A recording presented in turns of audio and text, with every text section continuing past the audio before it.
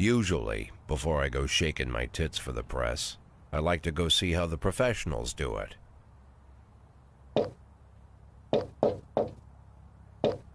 Some might say the chief of police has no business in an institution like this, but in fact it's the quietest and safest place in town.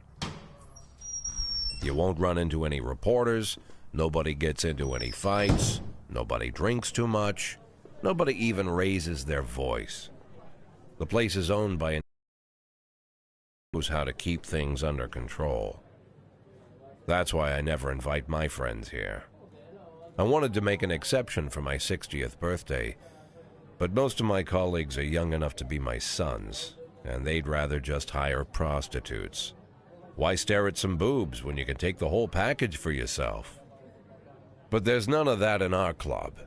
Even looking too long is considered indecent. You can get an occasional glimpse, like by accident.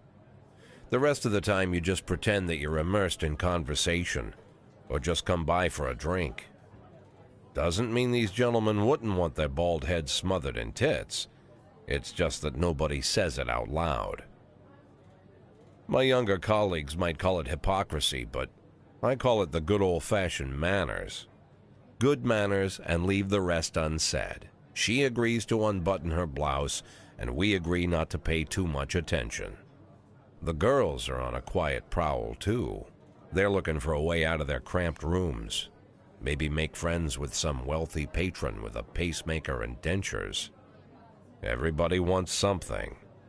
But we have to control ourselves, or we'll all turn into libertines and prostitutes. Hell, if there weren't any rules, I'd be belching and farting, jumping up on the table, arms held high, yelling, "Shake it, baby!"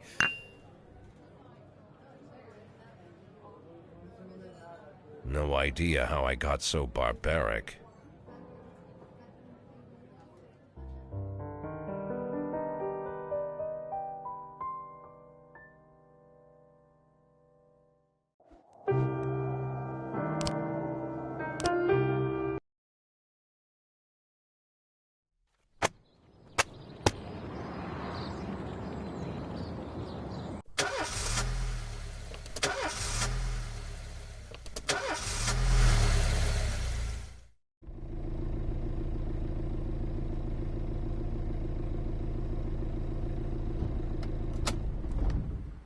When I was a kid, my father sometimes told me at bedtime that if I closed my eyes and didn't open them for a long time, all the demons would blow away.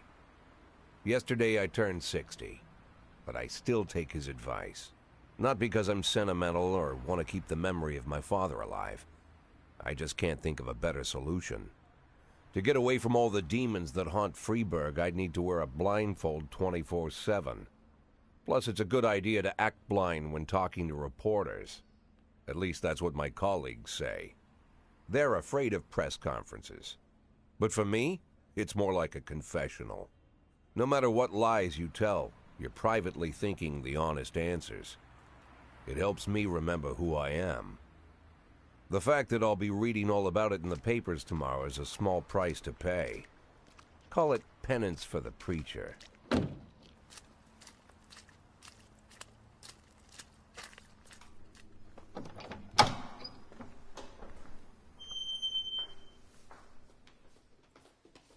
This is the first time I'm afraid of those answers my mind has given me.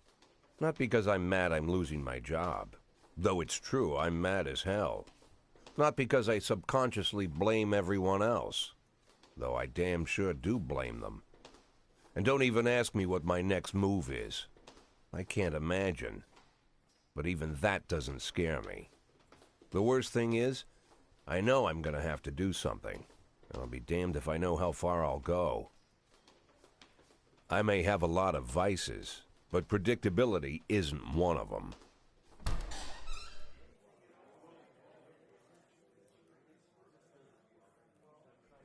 I learned a long time ago how to drive away the swarming demons. But what do you do when they're trying to rip your soul from your skin? Shutting my eyes tight as I can. The best solution remains the same: play blind. I just hope the reporters think I was blinded by the camera flash.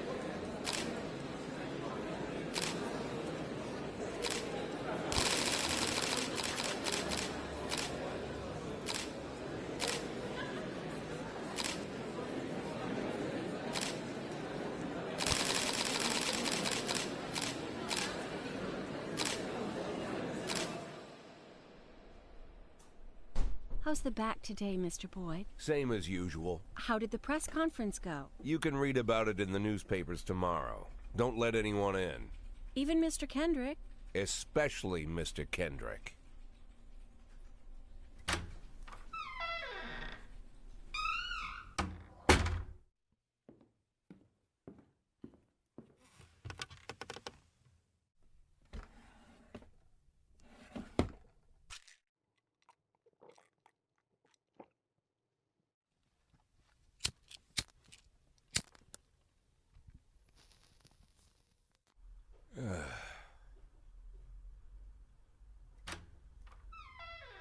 As soon as I heard the door creak, I knew what face I'd see.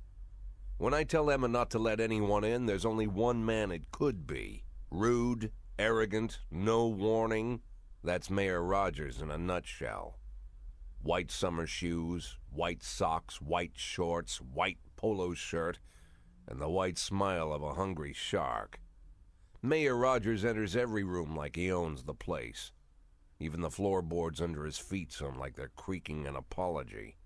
He never shied away from the odd corruption scheme. It's like the devil walks behind him. In the movies, the villains controlling the city play golf with the judges.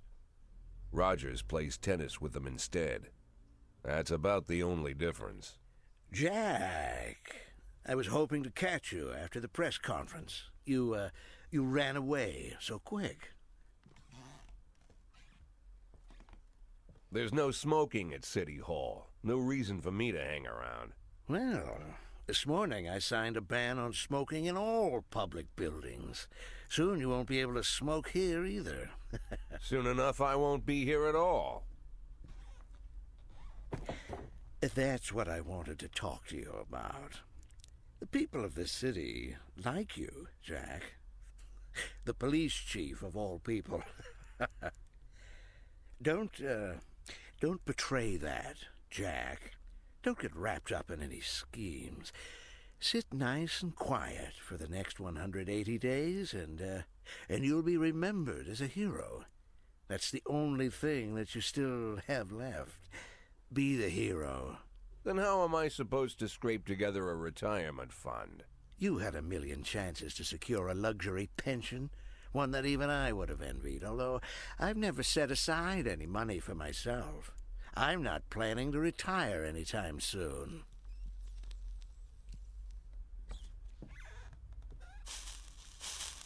"180 days of quiet, Jack.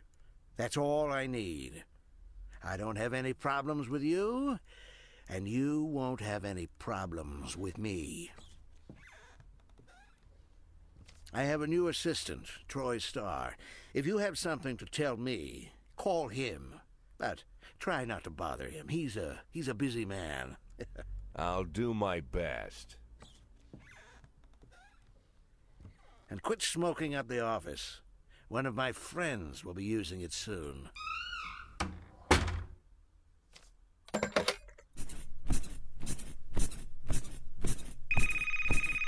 Oh, I'm sorry, babe. Only the mayor has this number. Mr. Mayor? Yeah, is this Troy Starr? Yes? Go fuck yourself, Troy Starr.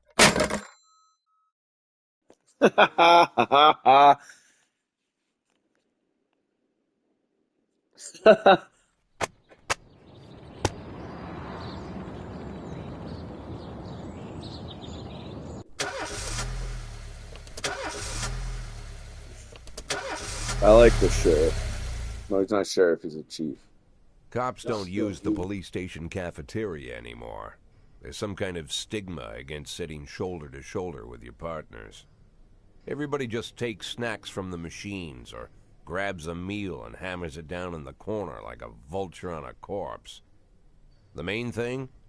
Don't look into anyone's eyes. Could be construed as an invitation to sit together. The only people eating here are ghosts.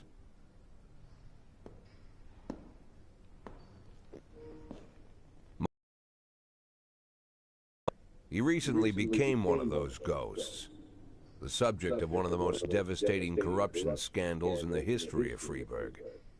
No evidence to support the accusations, but everyone knows Kendrick's days are numbered.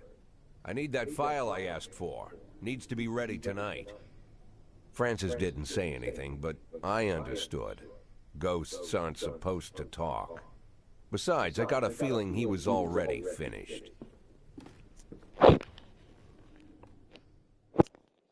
Maybe I don't like her, Captain. Would you like to receive tips?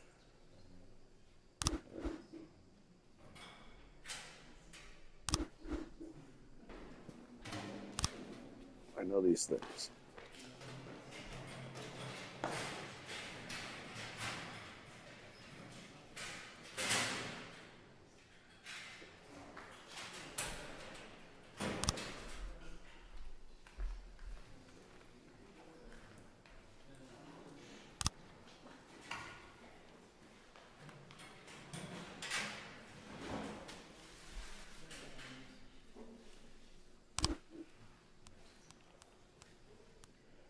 Start the day.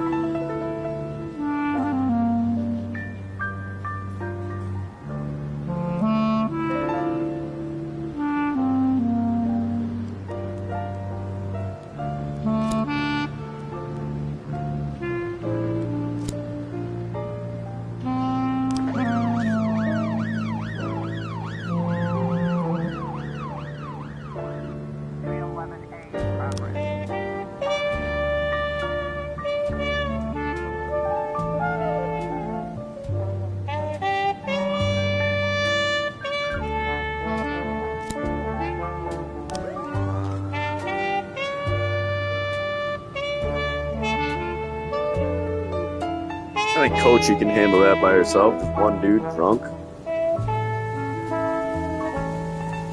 She's a good cop.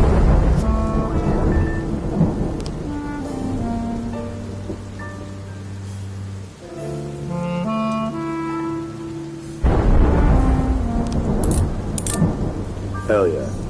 Hell yeah. That's some success, boys and girls.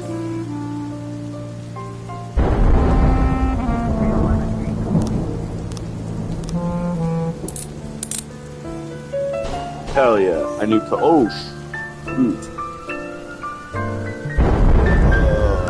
Alright, Coachy. We're gonna send somebody with you next time. Damn. 3 teenagers armed with a shotgun robbed a videotape store and made off with a full collection of adult movies. The criminals fled in a car with the store in and wrote down the license plate. Owner is Jim Daniels inside.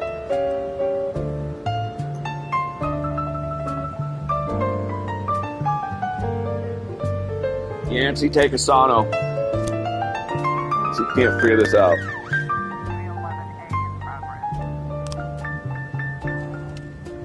Brother and sister clashed with each other over deceased father's will. According to one of their lawyers, we don't dare separate them. Their security guards have. I'm sorry, Purdy. You're gonna have to take Austin out there and figure out what the fuck's going on. Purdy's a good cop, too. He reminds me of Pam. Pochi, you can't be letting civilians die, dude. Assault in the ghetto.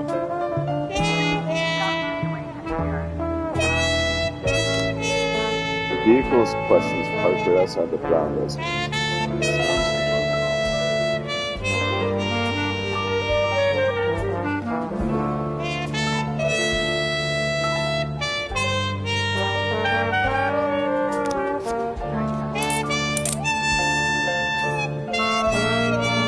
Easy. Good work, boys. Pochi, don't fuck this up.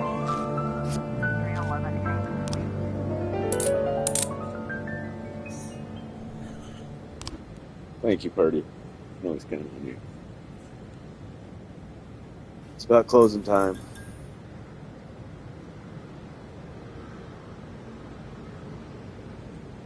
You even had to call SWAT, so that's pretty fucking dope.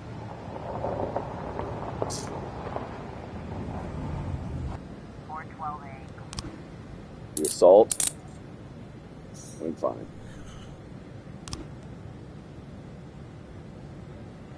Subaki's turning out to be a good little fucking cop there.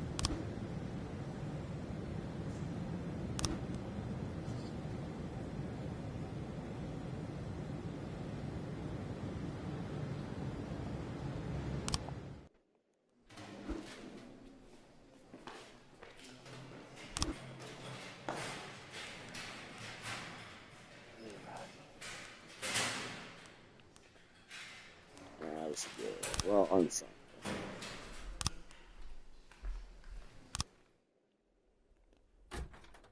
Used to be, when I asked Kendrick to stay late at the office, he liked to grumble and crack wise. Nowadays, he doesn't have the strength for it. Slumped shoulders, blank stare, wrinkled skin. The past few weeks, I don't hardly recognize my old friend. In his younger years, he reminded me of a gallant royal officer in an old Kipling story. Kendrick isn't just crumbling under the weight of the public pressure, but from the shame of it all. Internal Affairs raided the library he inherited from his grandfather, hoping they'd find buckets of cash stashed in the pages. Heard about the look on his face, the fearless policeman standing helpless in horror. I've known Francis for 30 years. The past 20 years he's played loose with the law. And I know that at a certain point every stolen dollar brings more misery than anything else. Probably sounds crazy, but I sympathize with the guy. What can I do? Your friends are your friends, and these are the waters we swim in. Called all of the people on that list today. Now they know you're in business, so you could get a call from any of them. You don't need to worry about any of them. I've cleared them all. And what kind of business are we talking here?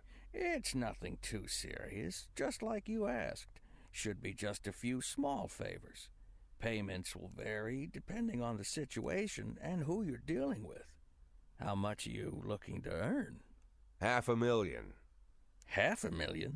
Why not a whole million? Because everybody wants to take $1 million. Figured I'd try something different. $500,000 in 180 days? Well, you could earn it all above board if you netted all the big fish and hit all your bonuses. Never knew you for a fisherman. Well, you never got into my business, and I'm not trying to get into yours. But be careful about bringing in any other cops. Sooner or later, they'll put the finger on you. And one more thing, Jack. You said, but I should probably add one more name to that list. Christopher Sand. Sand. Christopher G. Sand. Everyone knows the name, but few could tell you who he is. The old man stays away from the spotlight. Always wears old-fashioned jeans and knitted sweaters. Gives to charity. Rarely attends social events. An avid hunter, I hear. Even dabbles in poetry. You'd never guess he's the head of the oldest and most powerful gang in the city. Goes back as far as his No, I great-grandfather. 100% would have guessed that. That would have been one of Sand the is first things I strict about guessed. following the old rules. He rarely involves himself in commonplace murders and robberies. Hardly needs to intimidate anyone to get his point across. The people who work for him each have their sphere. They provide protection where needed, even work with the authorities when they want to make a deal. Meanwhile, Sand pulls the strings without getting his hands dirty. People sometimes mistake his quiet approach. A couple years ago, an arms dealer decided to expand its business without asking permission, and his whole family paid the price. In 4 weeks, Sand killed 31 people. Old men, women, even a few teenagers. And Sand's people made sure every paper reported it. Frank, I don't want to hear you say that name again. Jack, please, listen to me. I'm in with these guys. We agreed, Frank. That's not the kind of business I'm into. I don't go there. Never have, never will.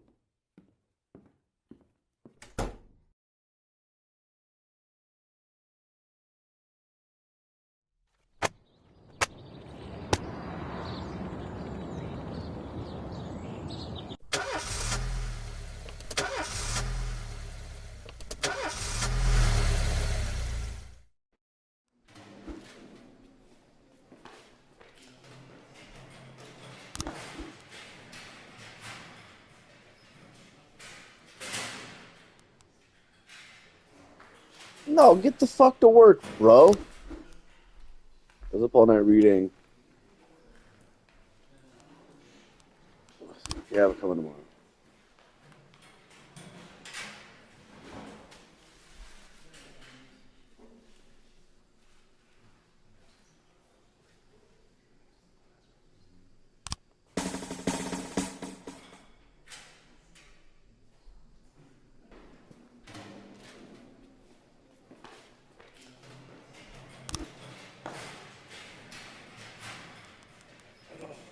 Stovall, I want to give you one, but you are just a crazy good cop already. So we gotta look at some of our options here. We gotta go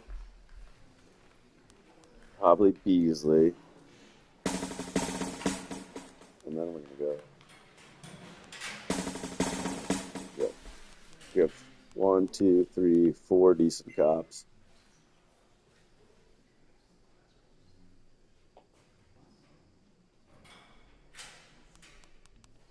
And the rest suck. Roy needs to get fired. We need to fire Roy. Oh, Sweet Ginger Green. I know that album cover anywhere.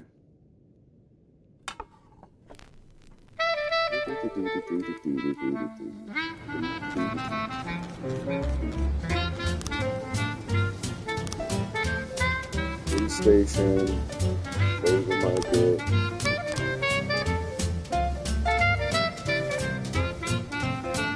I want to hire him though.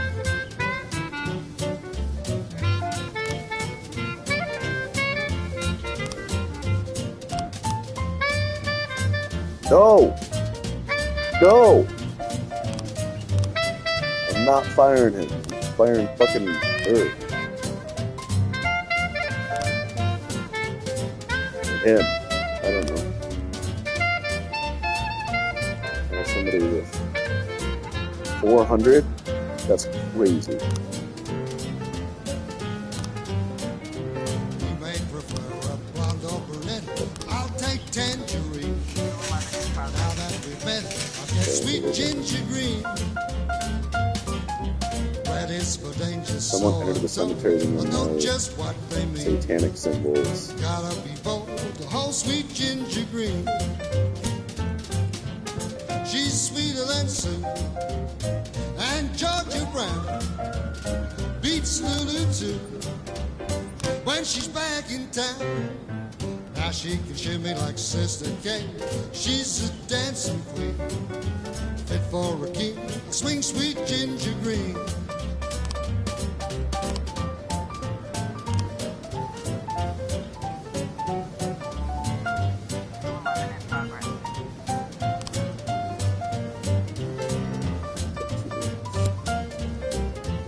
Don't send him, because he's trash. It's on the...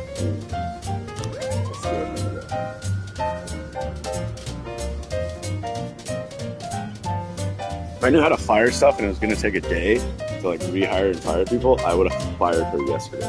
I didn't fucking know you could do that. There we go.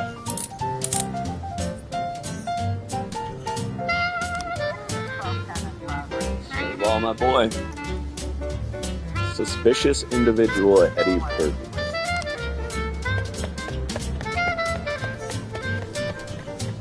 Guys, come on.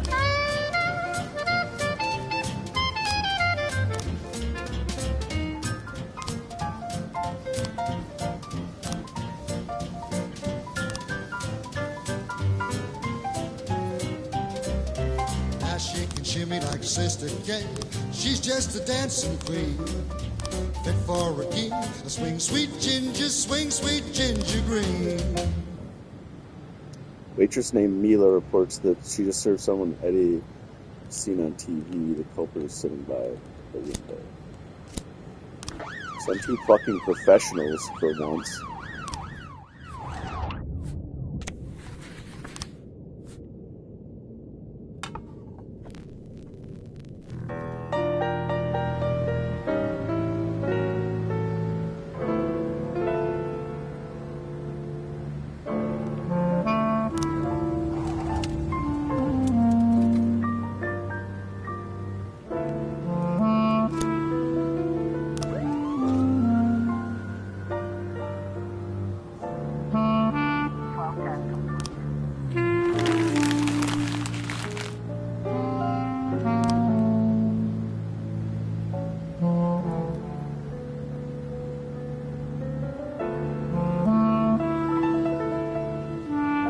About closing down.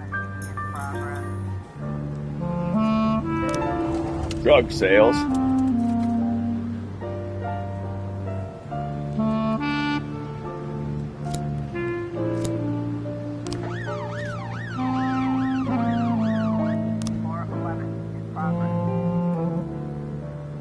Hell yeah, you quit.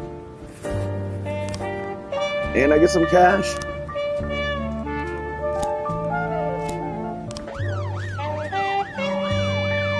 Bondal, don't fuck this up. Show Salmandi how it's done.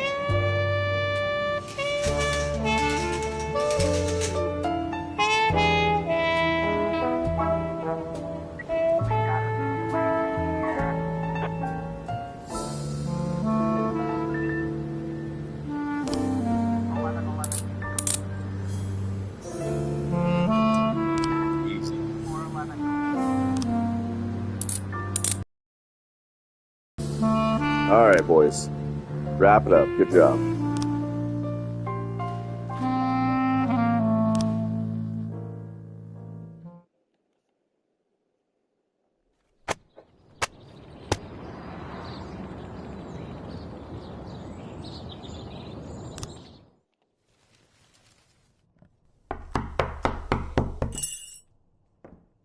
Whenever I'm alone at home and there's a knock at the door, I always hope it'll be my wife, Laura.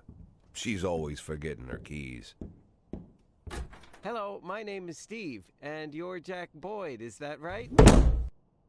To get to my front door, the Bible boys walked about a mile from the local bus stop, jumping over mud puddles and skirting a couple of landfills. Laura doesn't go in for religion either, but according to her, these brave lunatics with their fake smiles deserve at least a minute of attention. She patiently listens to them, asks them questions, regales them with pastries, and never once dropping a hint of condescension.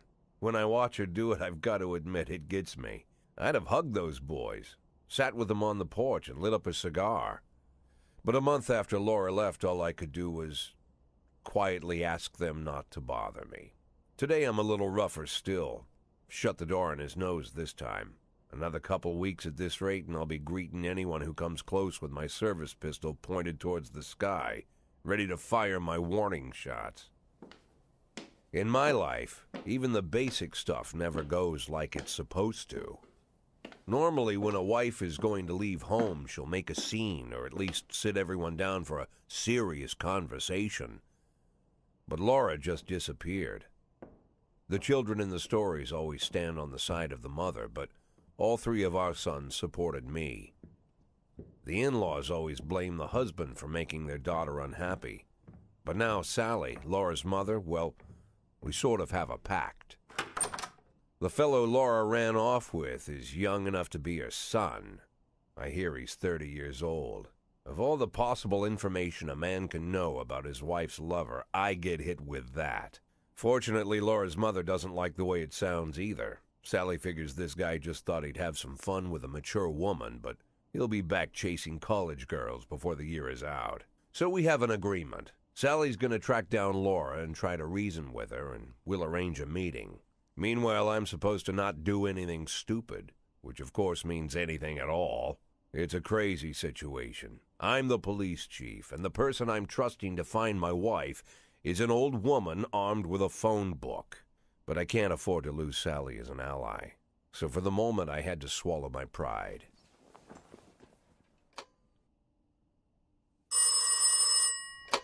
Hello. Mrs. Markham, this is Boyd. Oh, is there any news? That's what I wanted to ask you. Have you found anything? An address, phone number? Have you spoken to her? Don't worry, Jack. I've narrowed the range to 2 suspects, or whatever you like to say at your police building. At my police building, we find people faster than a funny old woman chirping on the phone with my wife's girlfriends. Oh, you're an old man, Jack. Come to your senses. They'd give us straight odds on the street.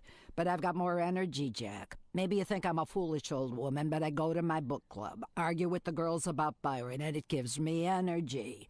I talk to my dogs, and it gives me energy. And you have nothing, Jack. You don't even have a hobby. You got no passion. It's why Laura left you. Let's not go back into that, Sally. Find my wife, and we can discuss my hobbies later. I'm waiting for your call, and my patience is running thin.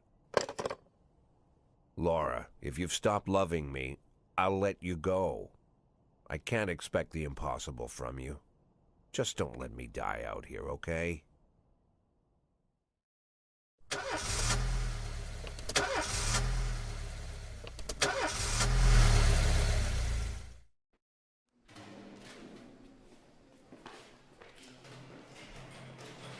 Oof, this might be rough. I thought we fired Price. Did we not fire Price?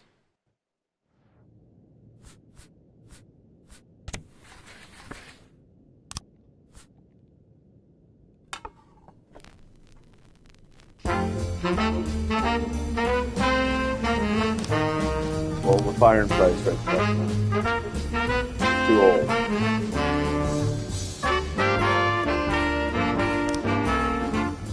Fired.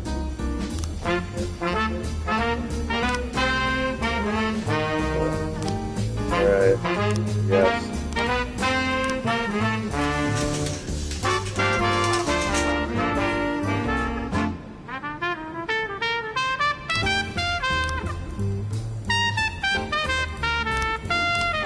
Can you stop? I gotta open this one.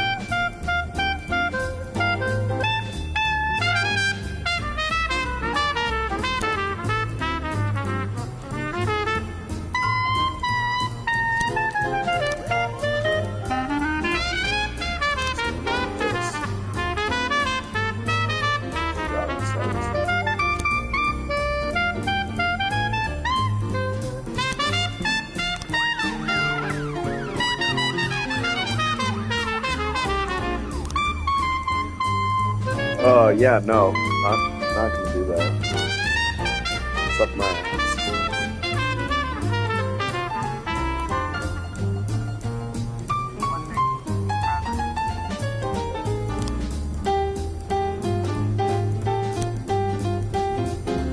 Oh, get her out of the way.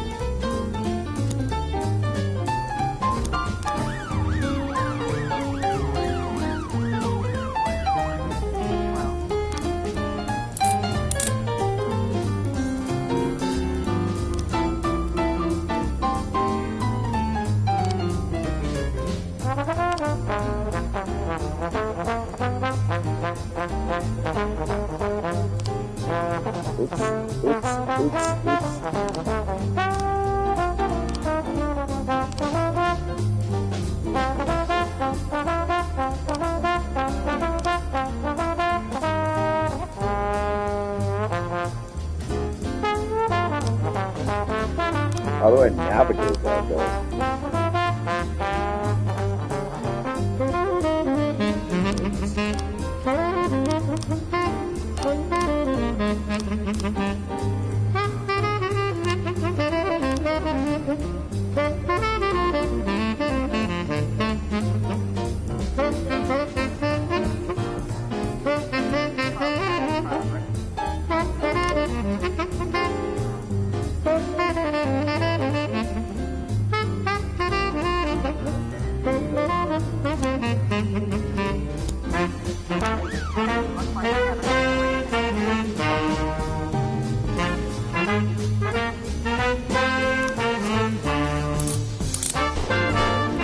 What the fuck? What the fuck? What the fuck? Hold on. What the fuck? You're not even gonna tell me what happened? They just both died?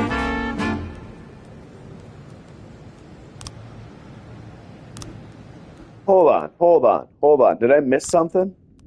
I feel like I missed something. Nope, there's nothing else. Okay. It doesn't... Okay. What the fuck? They just died?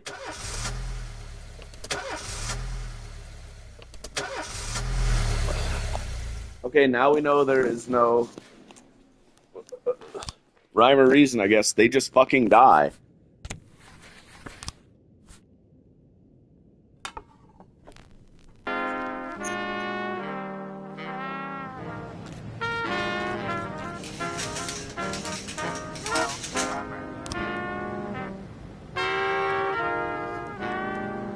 Now I really wish I remembered what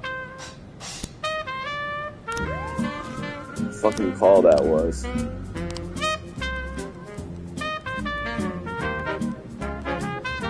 Fire this broad. Fire this broad.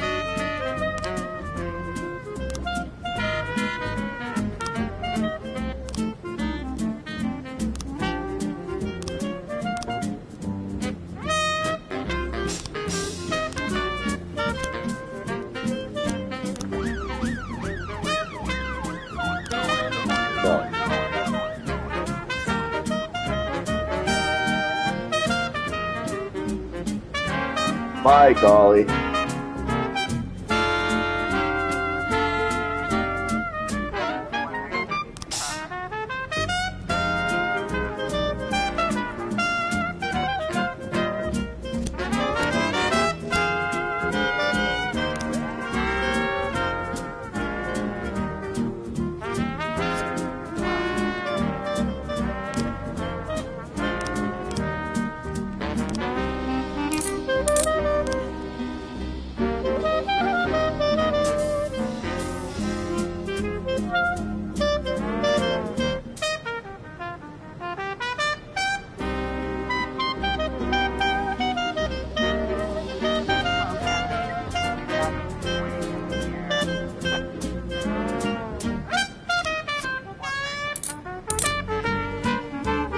Oh, thank God.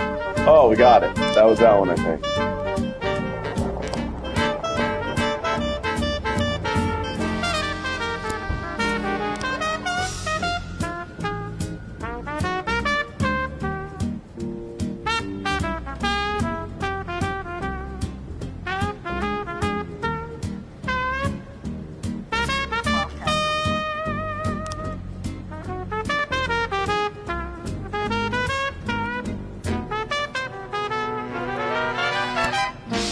Yeah.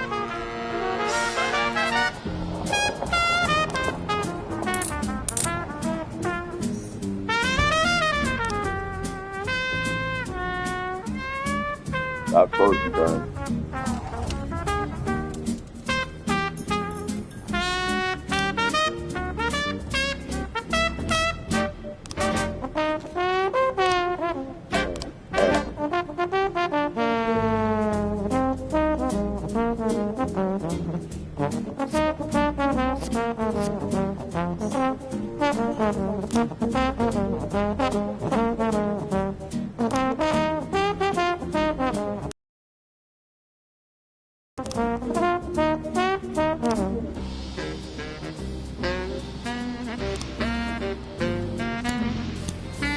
Send both my big dogs with him.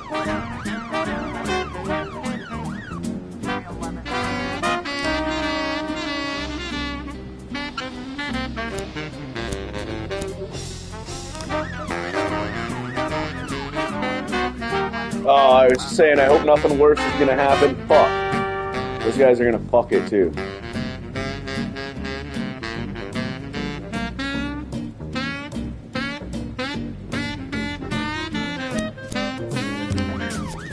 I just want to try and get to work, so...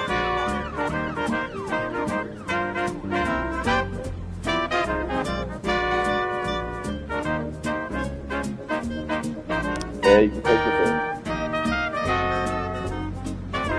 bid. Holy shit, that bumped her up 100 points. Holy fuck.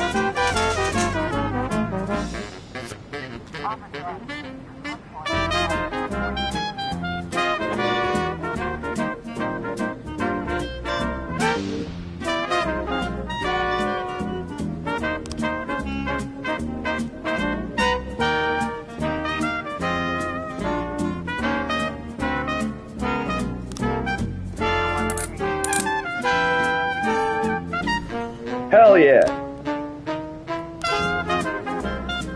Got him. Fucking got him, boys. Bag him, tag him.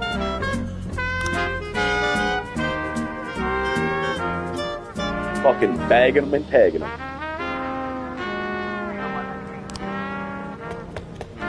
Yeah, well, at least nobody fucking died.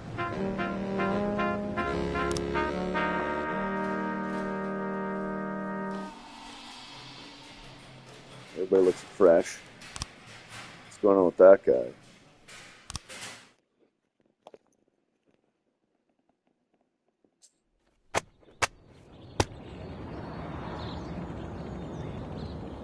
City has no problems with racists. The connotation of that is much different than what it's trying to say. Why would a man need a barn? To store all the stuff you can't bring home. About 30 years ago, back when I was young and interested in farming, I carried all kinds of junk home. After a day in the field, I'd come home with buckets, shovels, dirty boots and clothes, and instantly transform the living room. But even back then, there's something I always kept in the barn.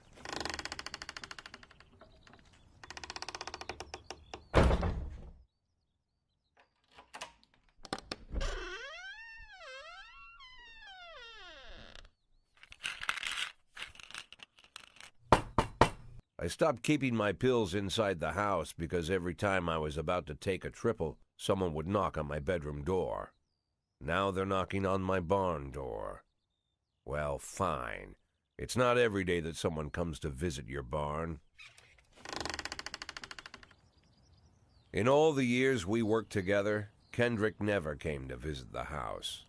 We drank at bars, went fishing, went to the mountains, even chased off some poachers one time. But he never came for dinner with the family. We never watched football over here. And now he's brought his friends to visit my barn.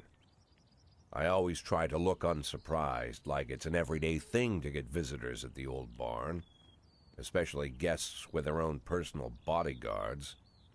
But Kendrick is sharp enough to see he's caught me with my pants on backwards. Sorry for the surprise, Jack. We saw you from the car. Figured we'd find you in here. I'm going in for a minute, fellas. These guys will wait outside.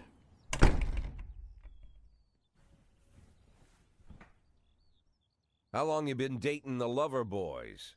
They're Sans people, Jack. Yeah. So now you're appearing in public with members of the Mafia? Jack, I'm leaving tonight. More like fleeing. Jenny and I are taking the girls and making a run for it. Probably won't be seeing each other again.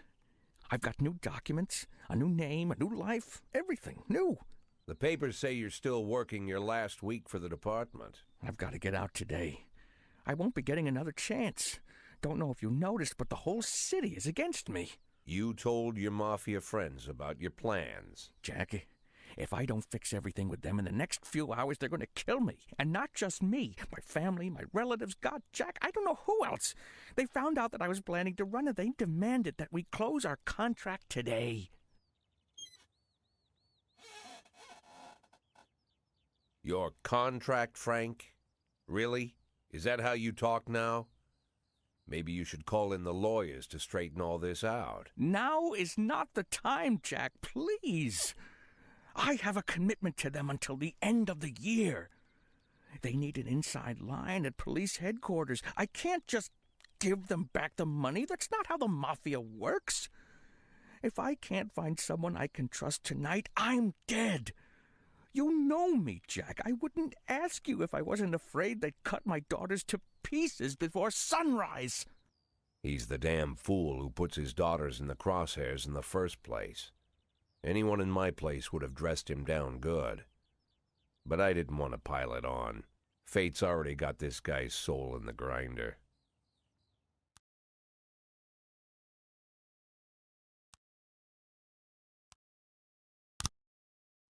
Give him my phone number and tell him it's done. Don't call me. Don't come to work today. I don't want to see or hear from you again. Time for you to go. Jack, Get the fuck out of my nice cozy barn, Frank.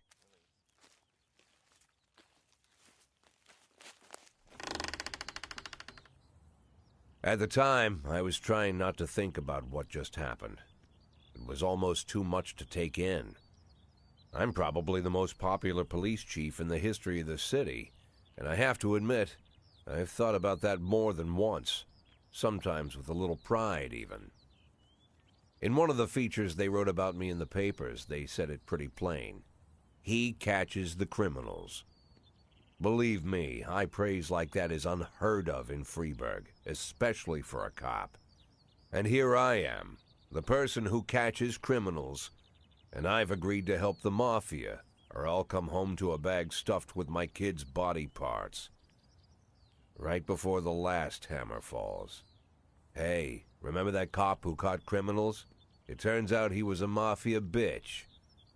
And all for the sake of a greedy, corrupt cop who should have fled the country years ago. That sound right to you?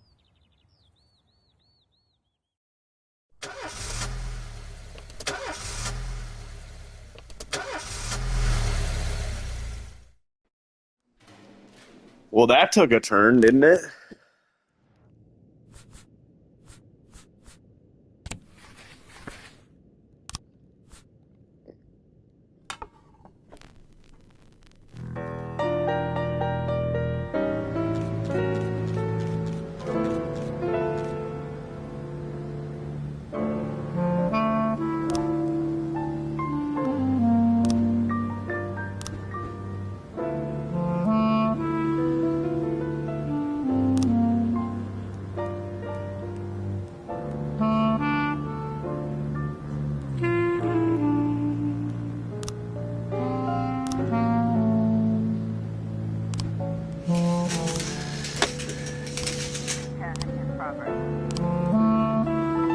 Not gonna fire all black ones.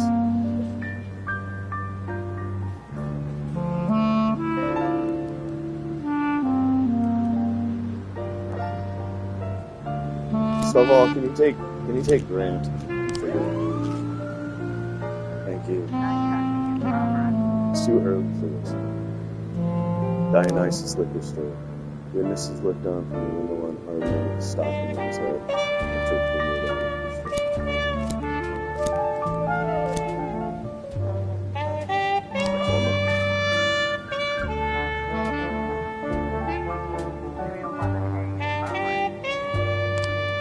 Oh my gosh, can you guys just not have a good two Elvis and Kurt just fighting each other? They're swearing in Spanish and beating each other with microphones.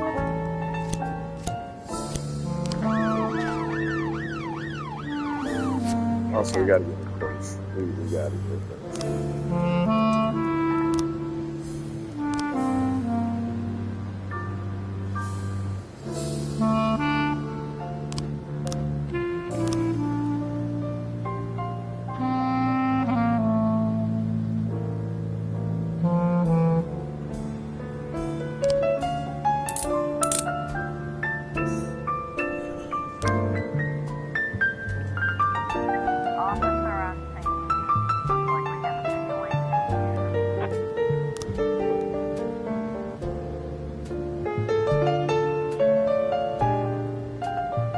Uh-oh.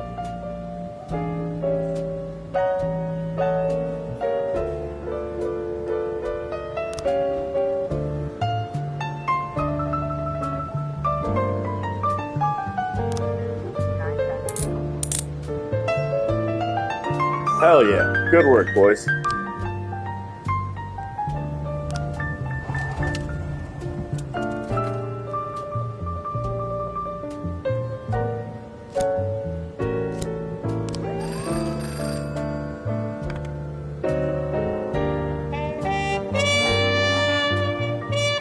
Oh. Oh, don't make me send Staval for this stupid fucking thing. God darn it.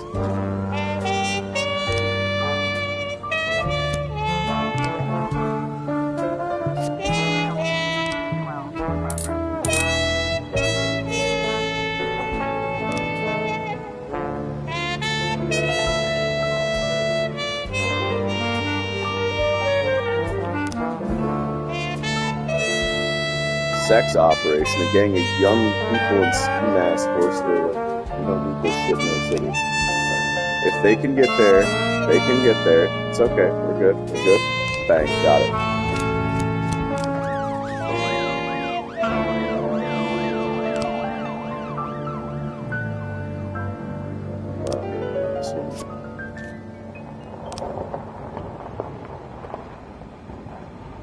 Fuck, I might turn Birch into a good fucking detective yet. Or a good police officer yet. Whatever.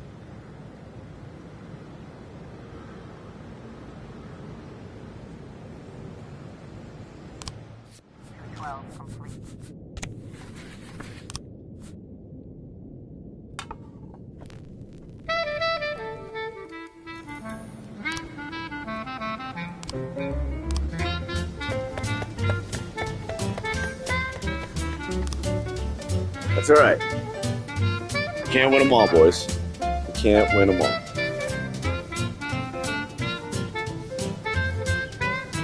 Oh, come on.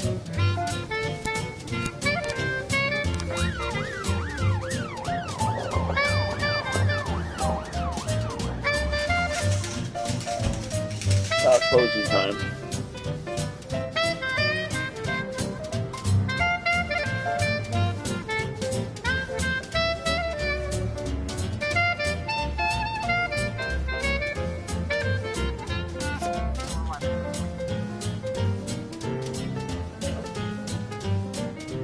You may prefer a blonde or brunette. I'll take tangerine.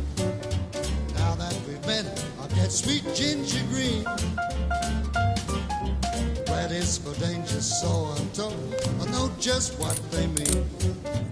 Gotta be bold, the whole sweet ginger green. She's sweeter than Sue and Georgia Brown beats Lulu too.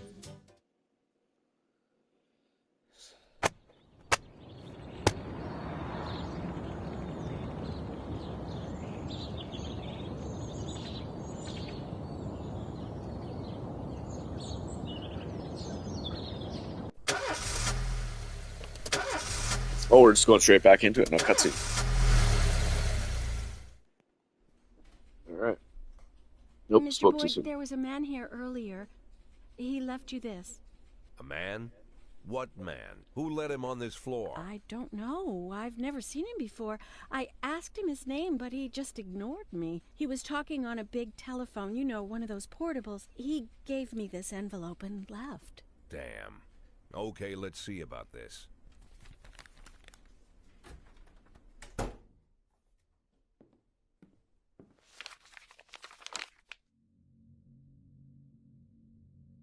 Of course, they could have shot them the second they took the photo.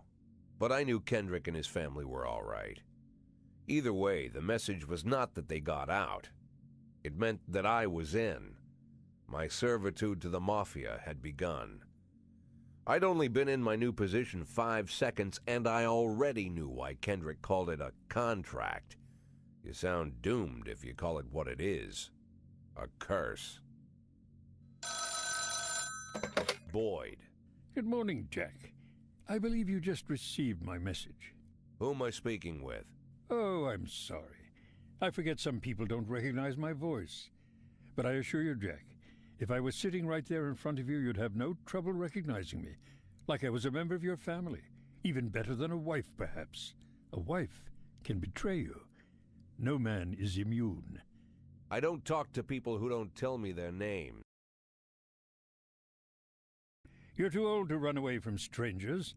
Yes, we both are. And in our old age, friendship becomes rare and all the more precious. But of course, we must work with new people and find out new names. So if you insist, Jack, let us formally meet. Hello, Jack Boyd. I'm Christopher Sand. Wonderful, Mr. Sand. And what is it you do for a living? Oh, you'll soon find out all about that. Well, you'll learn much more than a simple policeman could ever expect. You're a simple policeman no longer, Jack. Don't turn off your phone. You start today.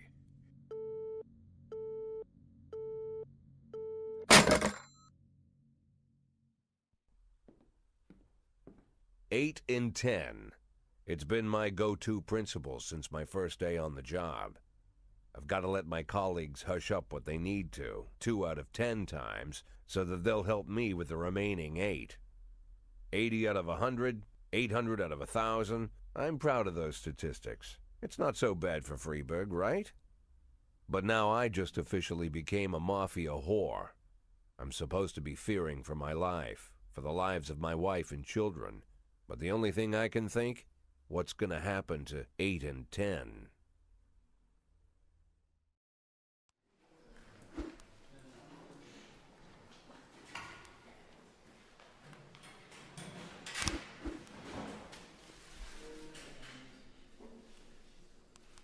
No.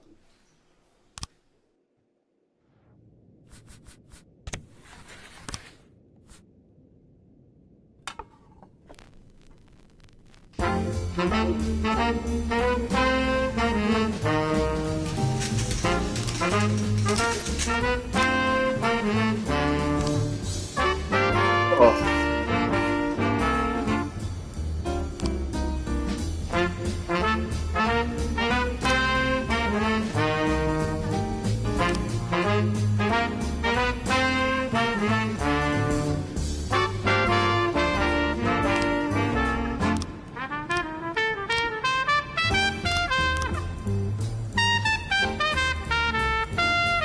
So,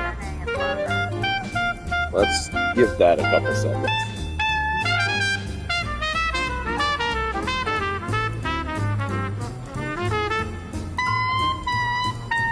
Something usually pops up like right after something's popping up.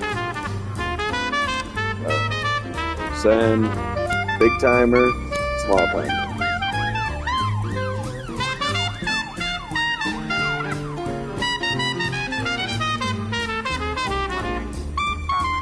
Carjacking. And then Dylan Burns reports seeing a teenager walking through cars trying to handle. They attempted to approach him. The teenager trying to unlock the door and set up himself inside. Seconds later, the teenager goes shooting for the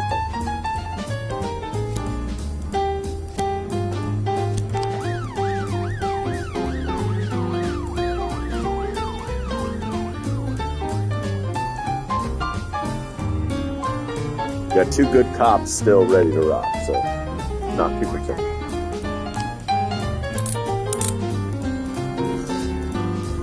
Perfect.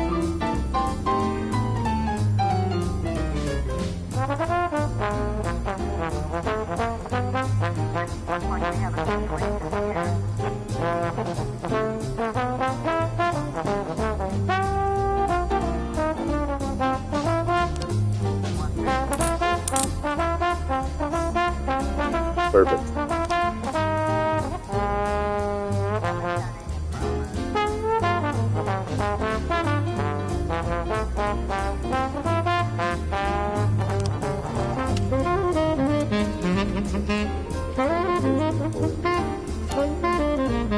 That sounds like a prank call.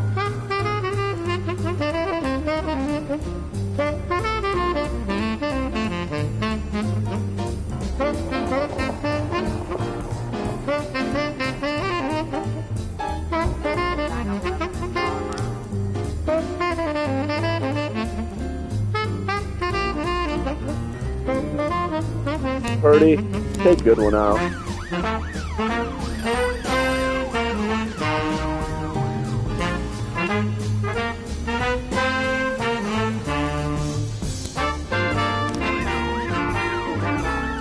There's 1. Said 1 and 8 and 10.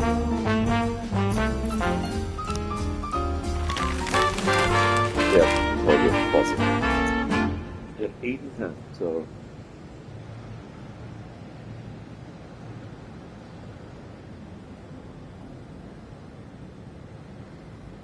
911 complete.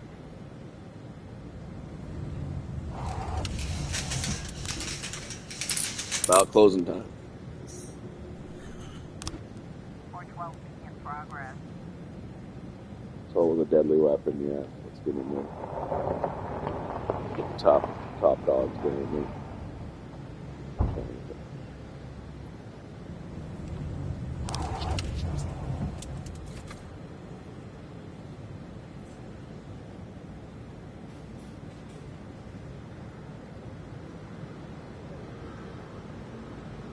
And parking legs and the security guard stopped suspicious looking van. Let's check the plate. Holy shit. Yep.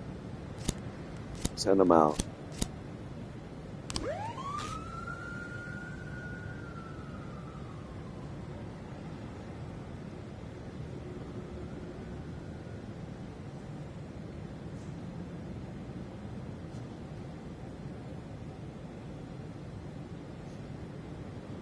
Looks like we have a situation here.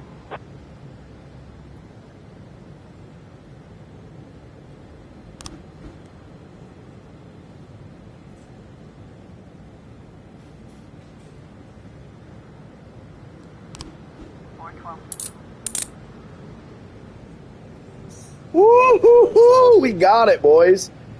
Damn, that was a toughie.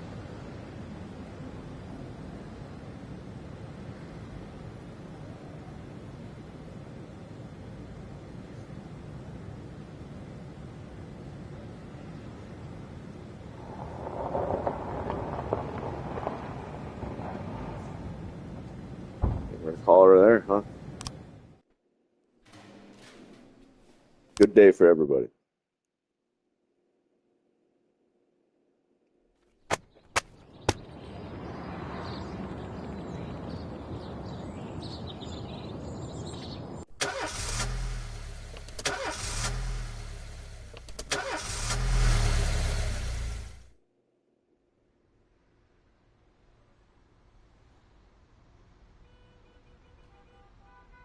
The people of Freeburg have built up a tolerance for the petty horrors of modern life. You'll never see crowds gathering around a beaten passerby. Folks rarely even slow to gawk at a car accident. And street theft doesn't turn heads anymore. Been a long time since people got worked up about stuff like that. So when I ran into a troubled crowd on the way to work, I knew there was something serious going on. Something bad enough to knock these people out of their daily rhythm. And we're talking about people who would step over a corpse if it was blocking the door to the coffee shop. But apparently all it takes is a bunch of leaflets, or spreading broken glass across Main Street, or releasing a couple of hundred rats in the ice arena. The mysterious figure taking responsibility for these strange acts goes by the alias Robespierre. Nobody knows who he is, what he wants, or what all this adds up to, from the buckets of lard spread on the sidewalk to the front door of City Hall covered with ostrich feathers. But this strange cross between childhood pranks and cheap theatrics has got the people all worked up. Everyone understands when some Freeburg crook satisfies the basic human need to rob and kill. But when someone steals a lion from the local zoo and locks him in a cell below the courthouse, the people start asking questions. Myself, I kinda like this Robespierre. It's not just the pranks he's pulling or his green bull's head emblem. I just like his funny nickname. Robespierre? Really? Who does that make me? The Marquis de Lantenac? I don't think so. In the old books about revolutions, I fancy myself the old gunner who goes off to war with a bag of damp powder. Or maybe the innkeeper who tops up the beer kegs with mop water. It's something to think about.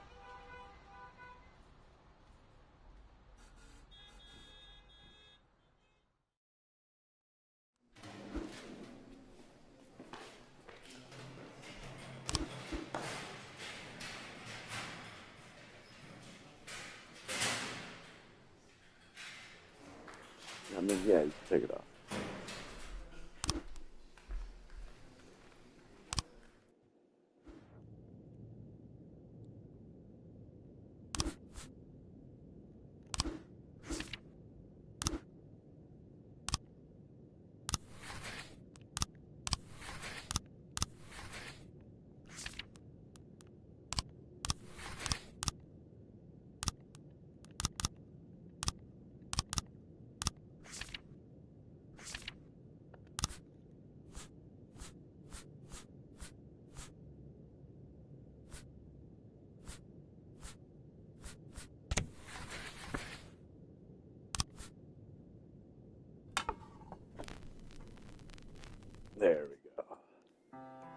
This train don't carry no This train don't carry no gamblers. This train. This train don't carry no gamblers. This train. This train don't carry no gamblers, no crap shooters or midnight ramblers. This train don't carry no gamblers. This train. While I was on that train at 5:02, heading for Mobile, I had a couple of dicks in my pocket just to make the price of a meal. Well, I threw them on the blanket and they started doing tricks. I was on that train at 5:02. They threw me off at 5:06. Well, this train don't carry no gamblers. This train. This train. Bigfoot Athletic Shoe Shop. What's that? This train. Look at that man. See if anything pops up. This train don't carry Now we're no probably gonna send gamblers, like Rant no and crap shooters or midnight Steve ramblers. and shit. I got a bunch of 170s. Carry no gamblers. This Maybe Samadhi and Kugararis then. So 410A in progress. that's why we wait.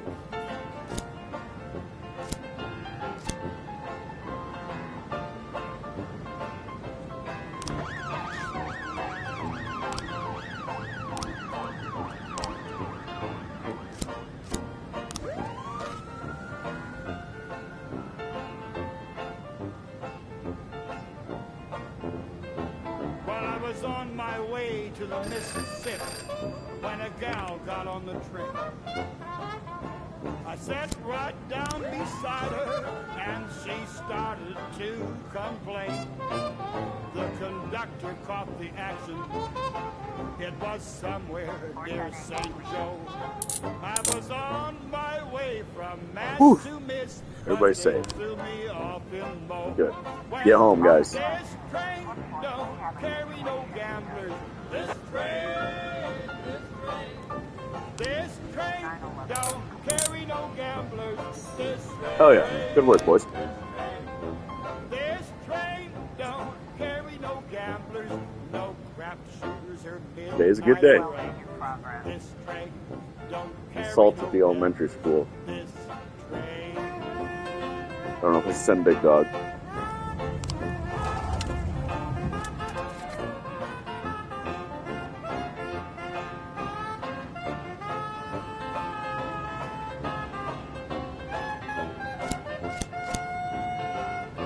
Send it.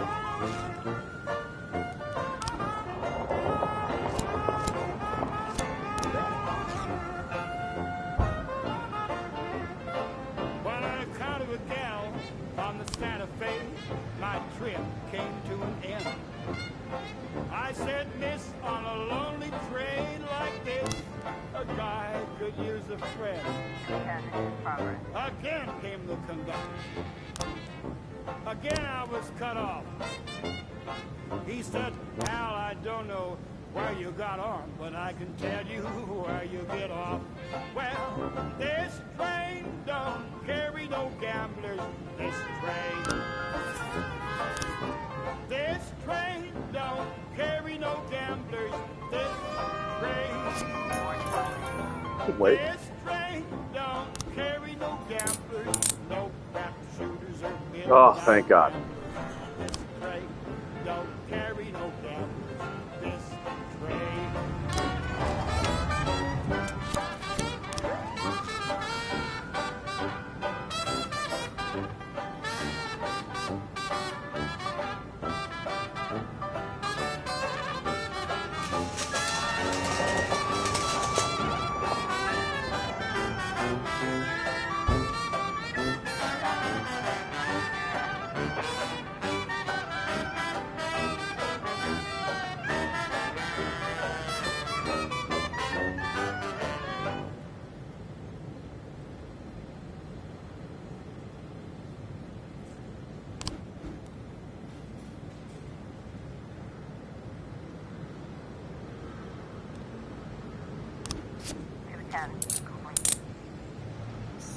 Oh.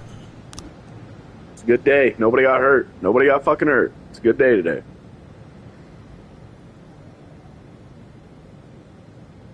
Can't believe that nobody got hurt, but nobody got hurt. 911 in progress.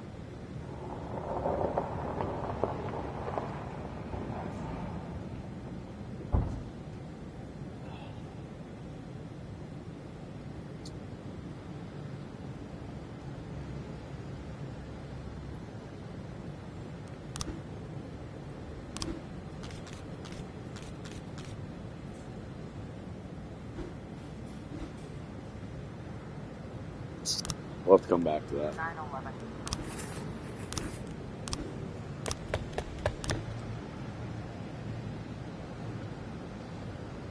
End the day. Let's wrap it up.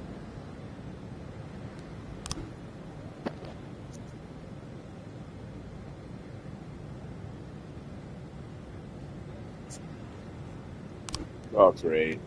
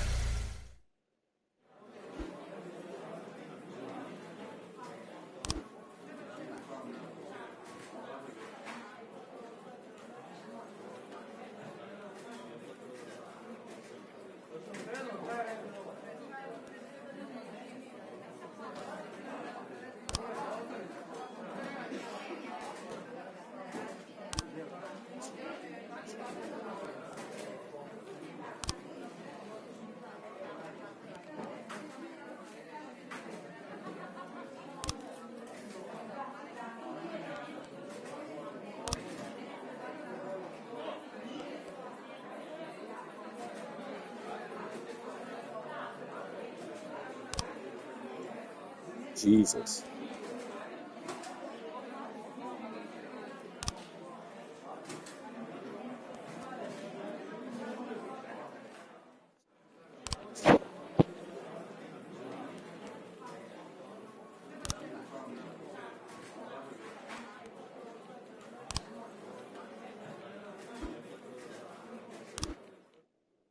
Jesus, that got fucking heavy.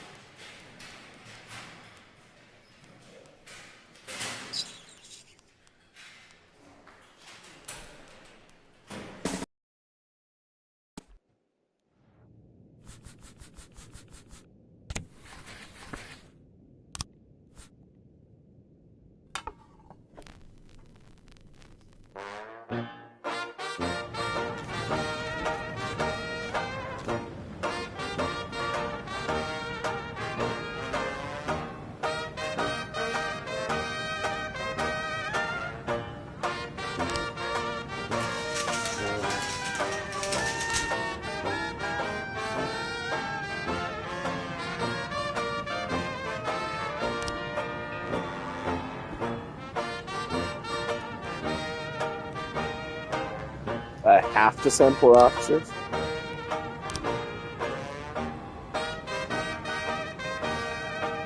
No. Yeah, I don't want to send them.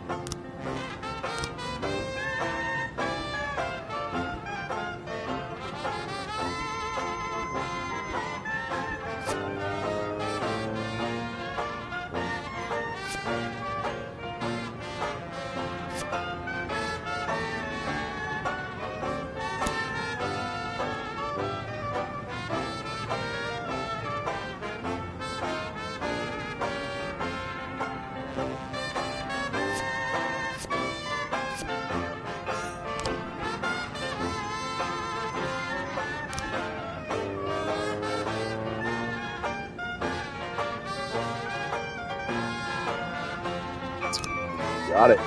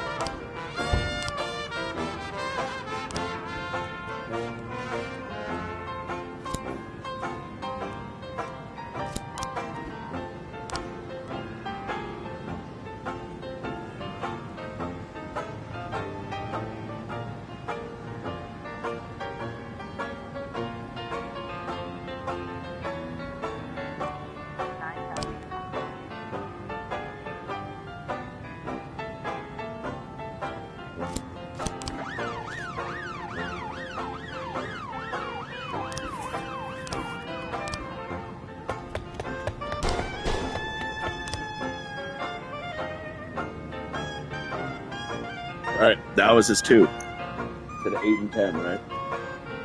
So that was his 2. 1210 in progress.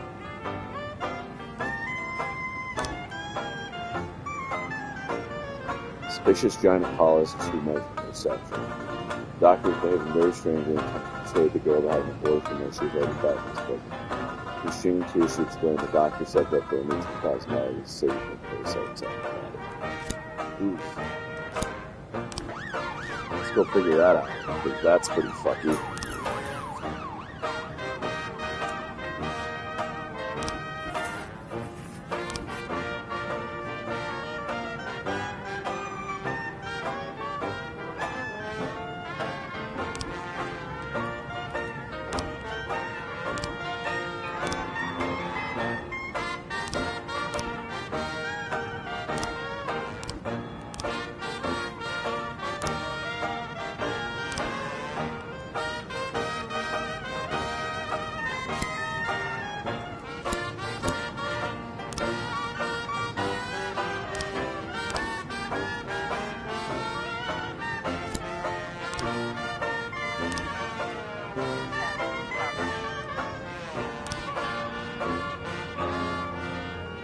Cara Montez often complains to the police about her neighbors. They're constantly making a racket and often getting into fights. She's called the police again today after hearing loud bangs in the apartment along with loud screams. According to her, about 6 or 7 people lived there.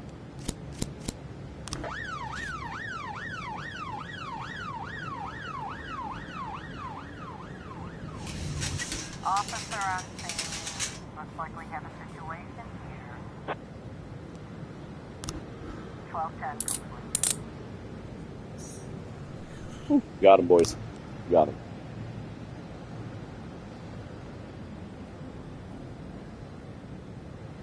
Grant's up next for the stripe, I think.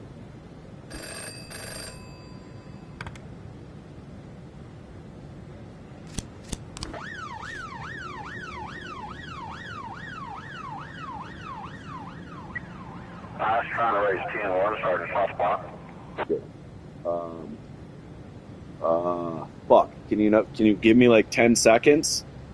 Fuck. If I would have waited. Fuck. 210 complete. I still got him. still got him. Holy shit, I got scared that I was going to lose somebody there. 611 in progress.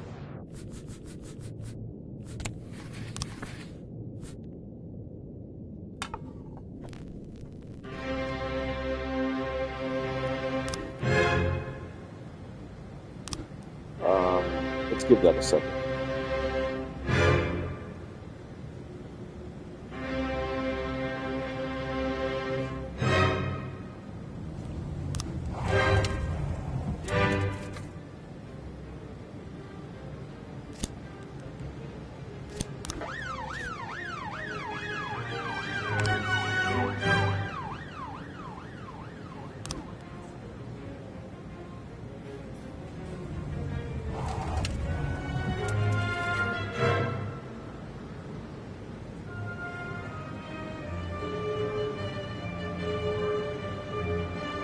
Time.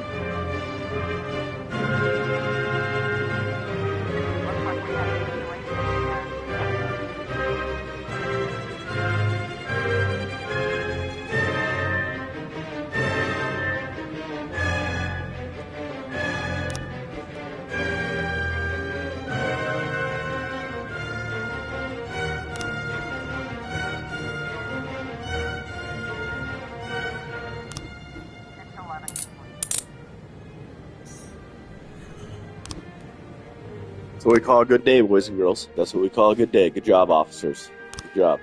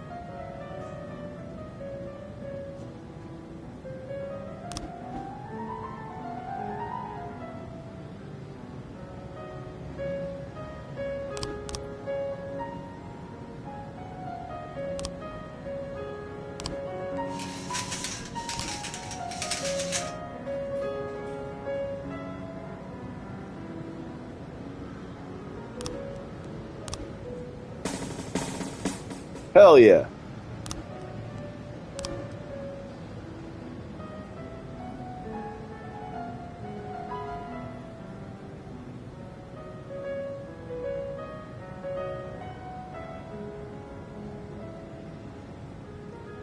Got it.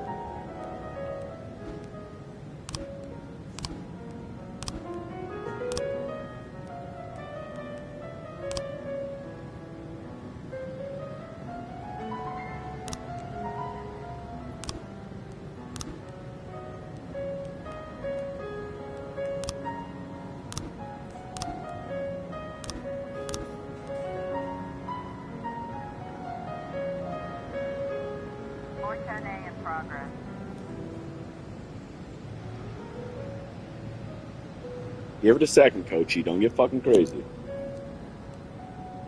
gotta see if something else pops up, because they try and do that where they double hit you with something big.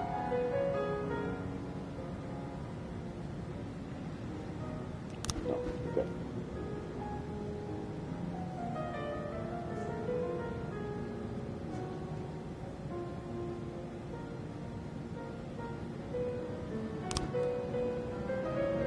Oh no, but the boy was declared dead. Nearby residents are enraged. They demand justice from the driver. He's currently holed up inside the ambulance while the paramedics try to reason with the crowd. The situation is quickly spiraling out of control. Ochi, do not fuck this up, okay? I can't send anybody else, so don't fuck this up.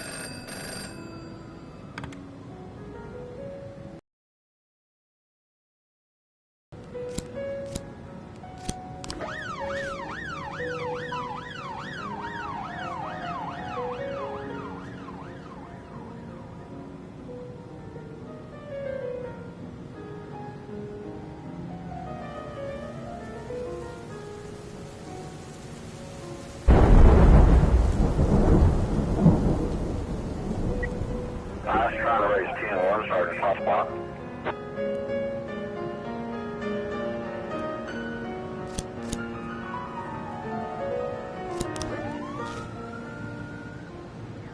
In progress. Fuck me.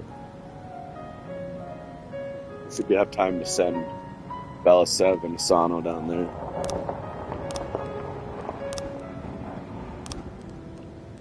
That's gonna have to wait. I don't know if I can get them.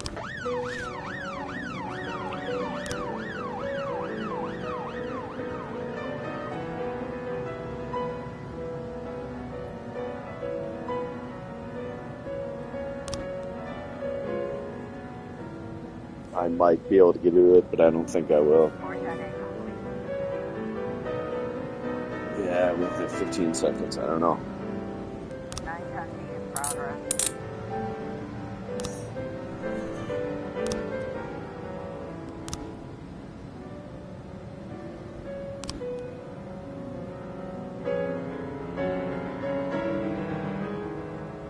Officer on scene. Looks like we have a situation here.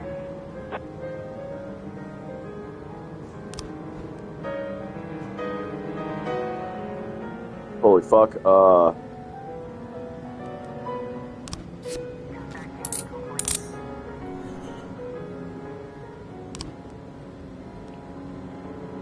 Come on, come on, come on.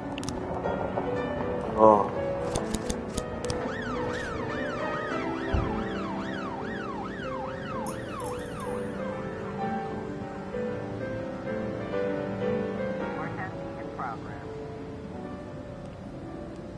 No, I gave him his 2, right?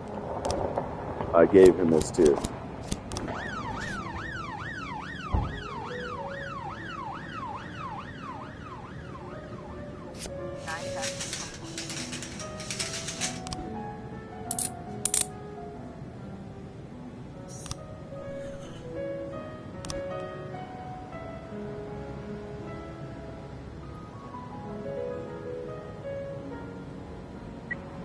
I was trying to raise 10-1, Sergeant Hotspot. I got nothing for him.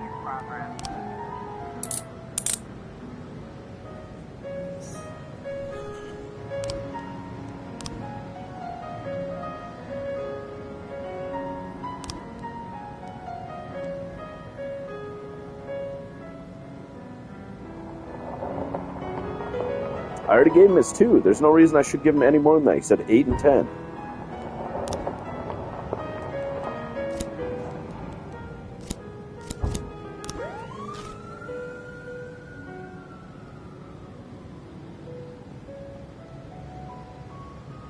It's about that time anyway.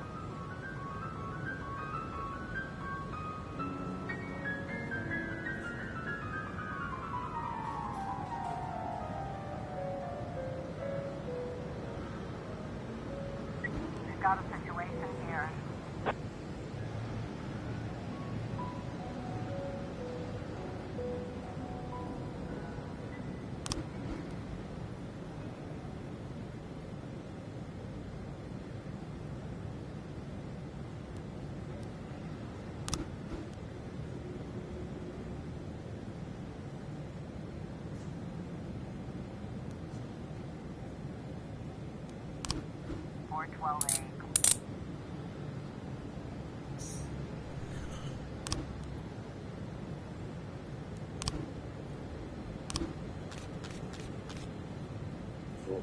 So it's going to be...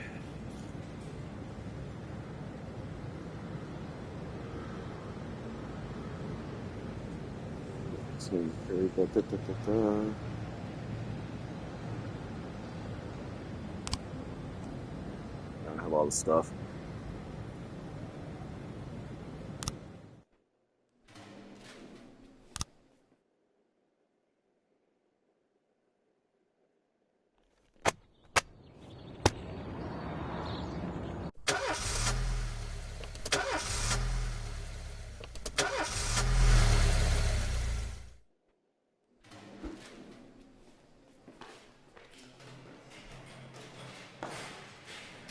It's the second time, Robin.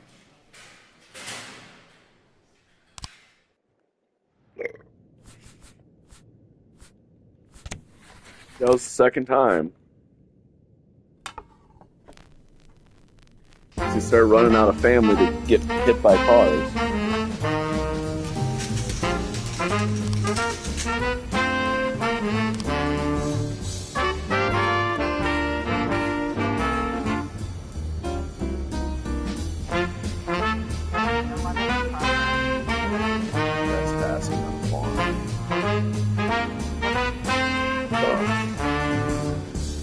Has stripes, some birds, I guess.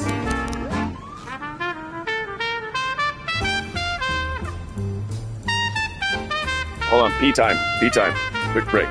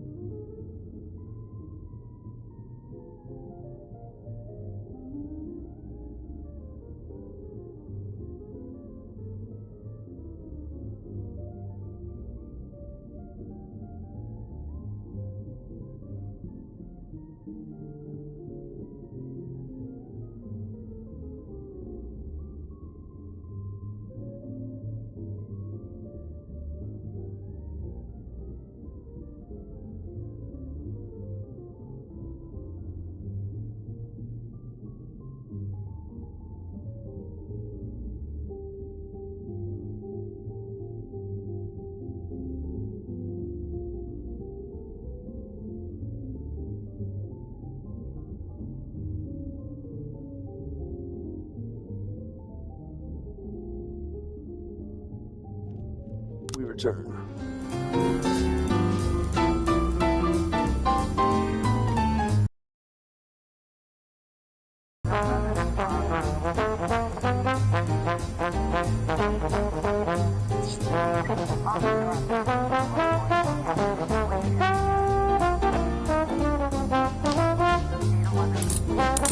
Got him.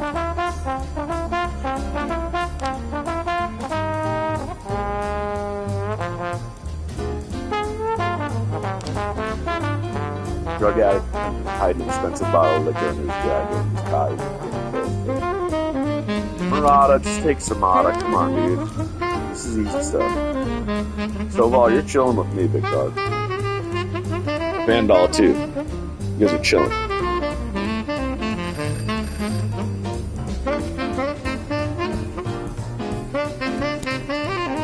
Get over there, Vandal.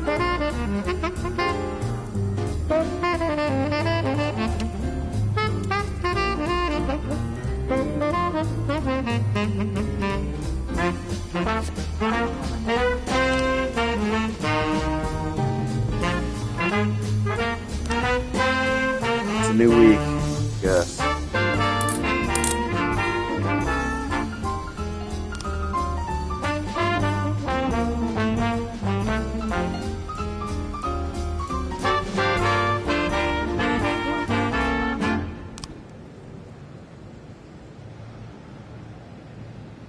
A skinhead attacking a dark-skinned valet until you're dead.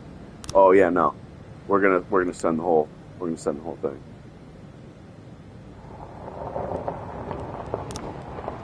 Stovall, take Vandal, Smith, and Birch.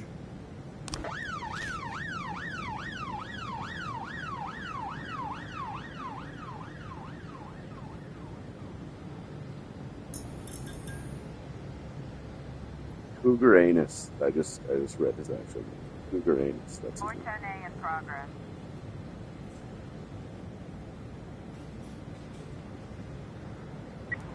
I was trying to raise 10-1, Sergeant Soft Spot.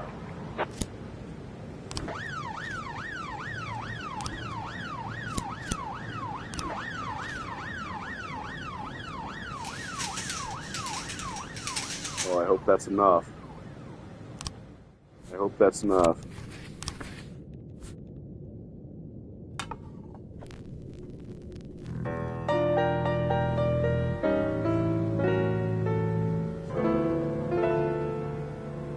Oh shit, that was the one that he told me about. Looks like we have a situation here.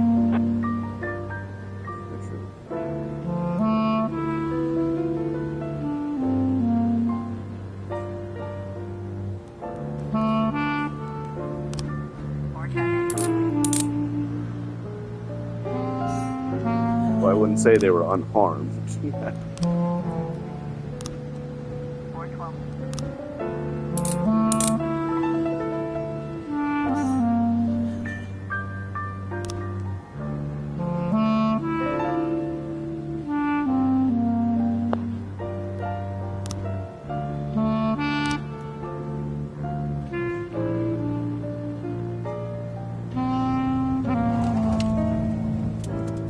Oh, we might get there. Nope, we're not gonna get there.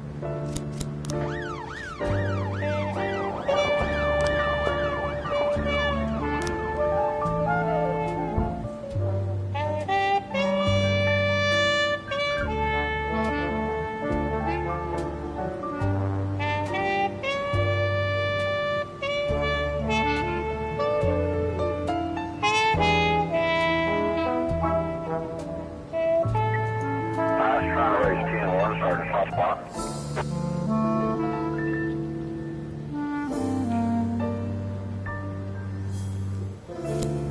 So I'll take Smith. Get out of there.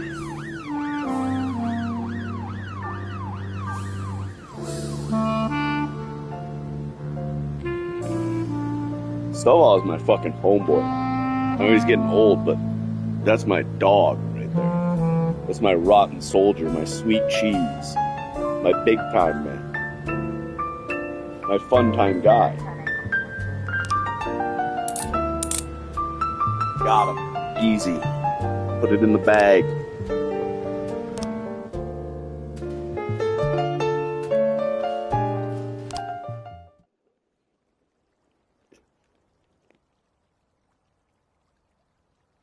In my new role as corrupt official, I had to give up some of my favorite habits. I couldn't turn off my phone when my head ached.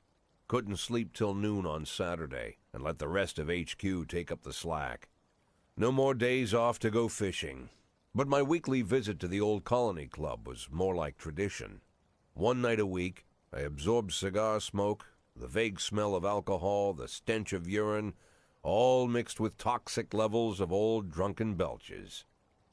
Same picture it was 30 years ago. Tradition's gotta be honored. And to stay faithful to the tradition, you've got to respect the standard rituals. When you're about to roll out of the club, you need to take a deep breath and count to 100. If your stomach doesn't do a backflip, you should be good to make it home. This time I only got up to 60. I was interrupted. Why? You look even better than you do on TV. There's nothing more impolite than approaching people in the alley at the Old Colony. This is the most private place in the city. All who enter here dirty their shoes with the most elite stream of vomit in Freeburg. This asphalt has been blessed by judges, lawyers, artists, businessmen, and all our politicians. Takes a lot of balls to crash the party. My head was a drunken haze, but I knew who he was. A cartoon gangster suit straight out of Dick Tracy. Fancy voice, fruit cologne, sassy strut. That's how the newspapers described Vikas Varga, rising star in Freeburg's criminal underworld. He appeared out of nowhere, and with the support of the local punks, Varga broke all the old rules of organized crime. He killed those who could not be killed, traded what could not be traded, and robbed those who could not be robbed. In just a single month, this man had gathered an incredible amount of power. He's been called everything from a clown to a madman to a criminal genius, and more often than not, he's called a low-class upstart short on ideas. But if Vargas was one of the old crime bosses, he'd have been cut into pieces and fed to the river. Look past this guy's arrogance, and there's something about him. The city is still deciding what to do with him. Meanwhile, he's burning down the houses of old city mobsters. Not the best time to talk, Mr. Varga. Oh, you know my name. I'm flattered, although not very surprised, to be honest.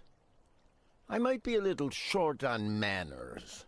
Like they say in your fair city, with the right manners, you can go anywhere. Well, I don't want to go anywhere.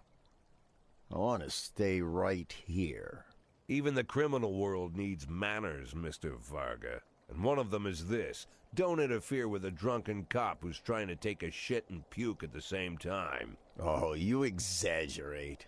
But is Freeburg always so gentle with its officers? You've been a bit roughed up lately. I see you already know Freeburg quite well, Mr. Varga. Well, I love to learn and look around. But I do know that the inhabitants of this fair city should be friends, Jack. Maybe it's true I don't have the best manners. After all, it's only polite for friends to share their phone numbers.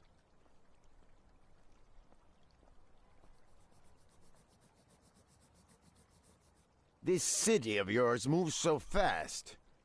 I feel like I'm hooked on amphetamines all over again. You wake up in the morning full of ideas, and by nightfall, you've all had each other killed.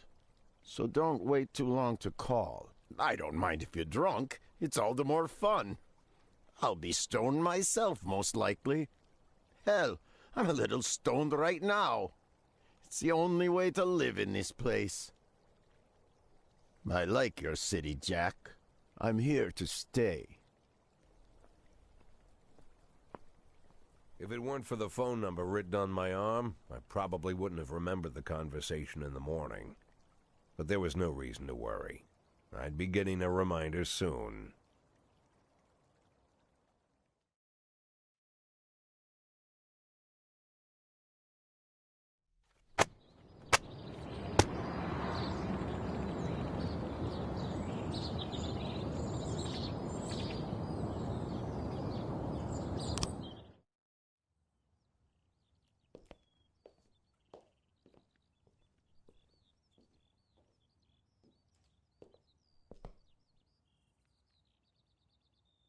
My morning ritual was plagued by the smell of Vickers Varga's fruity cologne. It was like the sharp citrus scent was chasing me around the house, as if Vickers was right there in my living room. When I finally realized the smell was coming from a big basket of oranges, it didn't put me any more at ease. I'd opened my door to lots of threatening mail, evidence of criminal wrongdoing, even a dead ferret or two. But fruit? Never.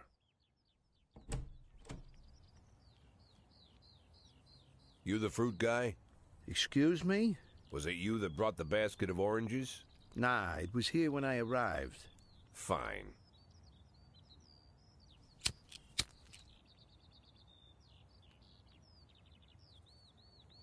So who are you? Today, I'm your driver. And where are we driving? To work. That's it? Yeah, we have to make an important stop along the way. Where? The ranch. What ranch? Just the ranch. Fine.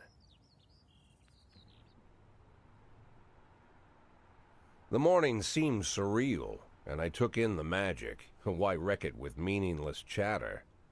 As my tight-lipped chauffeur drove an hour through God knows where, I started to feel like I was in the middle of a bad dream, probably lying bloody and concussed in the alley behind the old Colony Club, my nose buried in a rotten orange peel. But no, this was no dream. The silence was real. The sound of the engine was real. The dust was real enough, too. And there was the ranch over the horizon. It all seemed familiar. The Sand family's overbearing mansion has been the talk of the headlines for decades, but few have managed to get closer than a few miles. I guess I'm just lucky.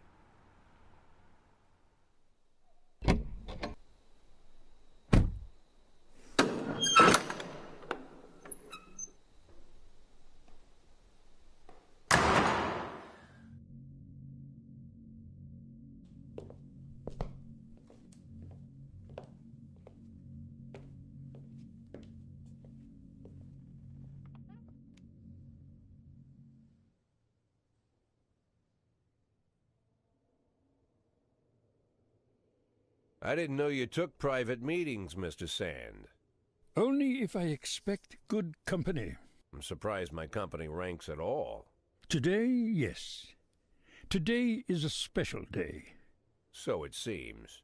Do you often go to the old Colony Club, Jack? Every week. Meet any interesting people there? As a rule, no. Sometimes you make a date, right? Sometimes make new friends. Sometimes, I guess. But that's not why I go. And why? I consider it a hobby.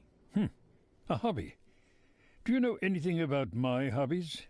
Well, judging by the half-dozen animal skins I stepped on walking over here, it's not much of a reach to say you like hunting. Love it. Well, I say that now. It seemed so tedious when I was a child. Took ever so long. But now I'm older. I've developed a new talent. What talent is that? Patience. The will to wait for the right moment. Let's say you want a deer. You know, you deserve it.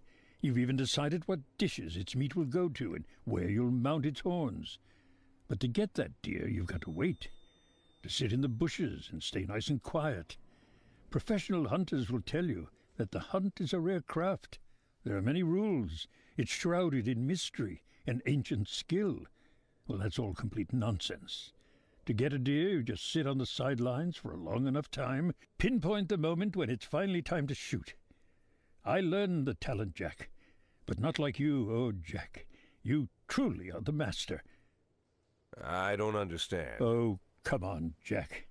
I know about the 500,000. I know your plan. Kendrick told me everything. Needless to say, I'm impressed.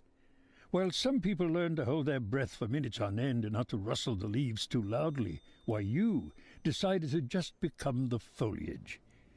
You turned yourself into a bush, surrounded by deer who've been so fruitfully multiplying for decades. But all this time you've held your rifle at the ready. Forgive an old man his imagery, Jack. I've the heart of a poet, I confess. Look, I don't know what was said between you and Kendrick, but it sounds like you got it wrong. Oh, I think I understand everything just fine. And I think we understand each other quite well. Jack, in the coming war, we'll make excellent partners. What war? One war falls upon every generation. My grandfather drove out the Ambersons back when he was 27. My father destroyed that psychopath gangster, Maurice Bell, when he was a sprightly 30. At 69, I'd begun to think my war had passed me over. But my time has come at last. Tomorrow Vickis Varga declares war, and I'm obliged to answer. So, we're talking about Varga now? I don't know how he thinks. I don't even know whether he plans his actions or not. I can't divine his purpose. Hell, I don't even know where he comes from. He's a man not of our breed, wouldn't you say? But when he arrived here, I invited him in, told him we could work together. An official invitation penned in my own hand and written on some very expensive paper. And can you imagine his reply? A fruit basket. What sense can be made of such a message? I guess it means whatever you want it to. Precisely. I'm late for work, Mr. Sand. You know, Jack, I could just give you 500,000 right now, cash, whatever denominations you like. But I would never insult you so. If I went stalking my prey for so many years, I wouldn't want someone else to shoot it for me. I understand you, Jack, and I'll never ask you. Just think about our conversation. Think about it, and call me.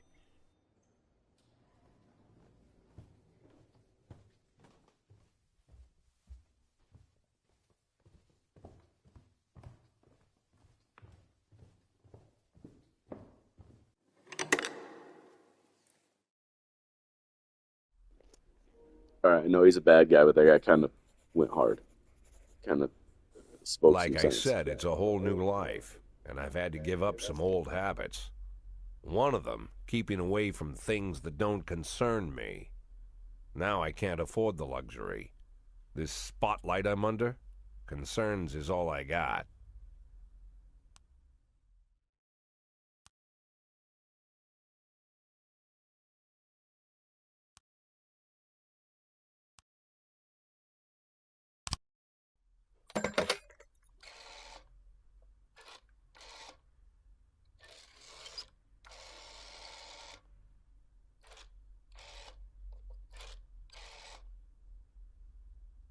Tell him it's Boyd.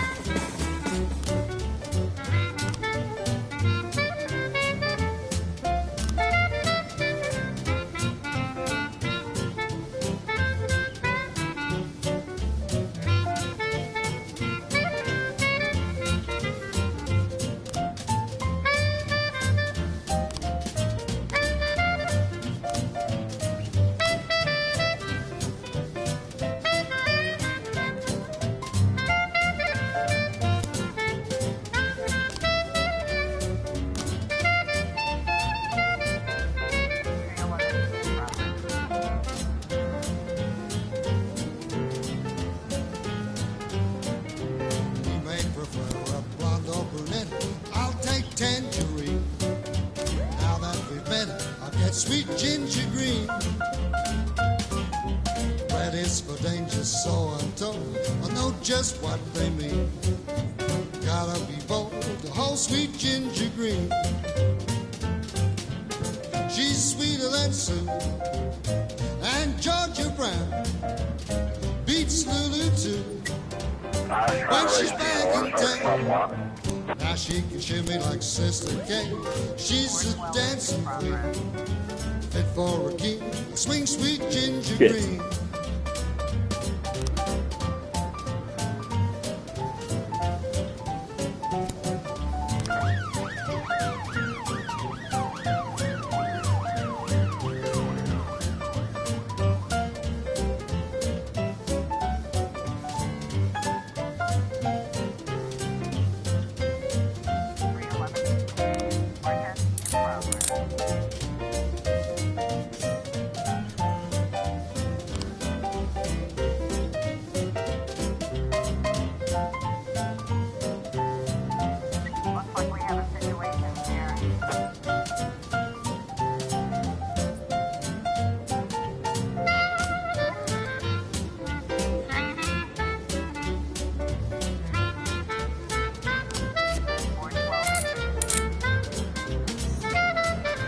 Hell yeah, Purdy.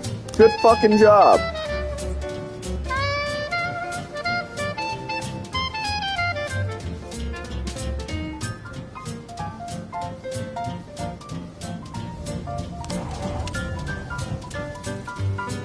Sounds of gunshots inside the church. A bearded man in a hat entered the confessional. A minute later, a few gunshots. Then the man calmly left the booth, took out his hat, crossed himself, and sat down in the pew. I think he's praying.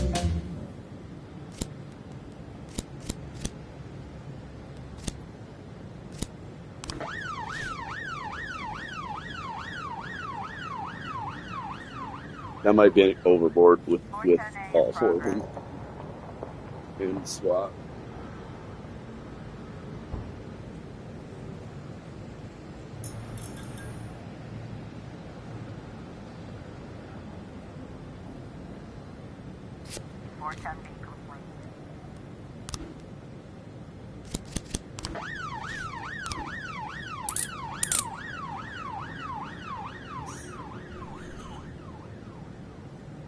Hell yeah, we found some loot.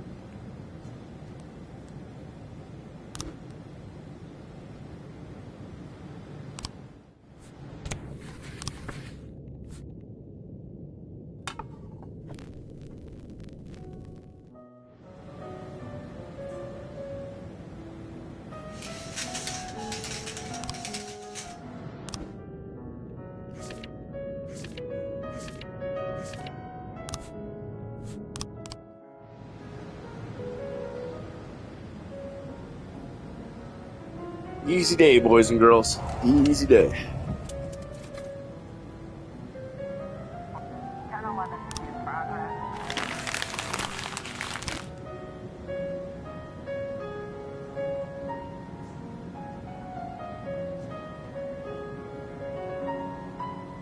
Terrorism sounds like a big deal.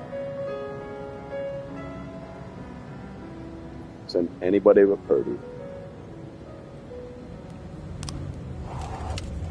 1, 2, 3, 4.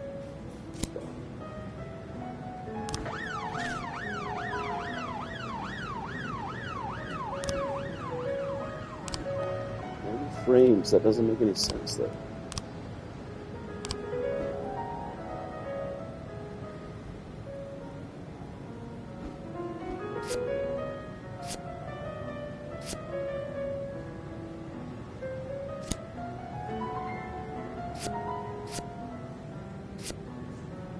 Yeah, it doesn't make any sense. We're missing something.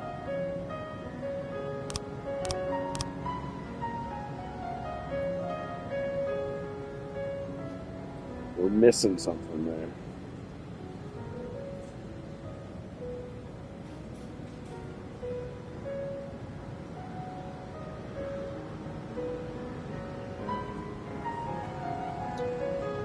Get the right stuff. Better rock. Maybe take.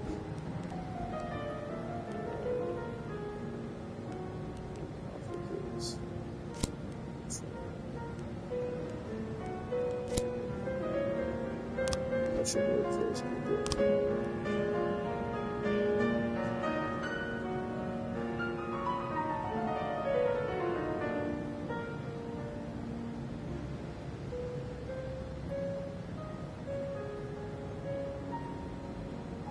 Looks like we have a situation here.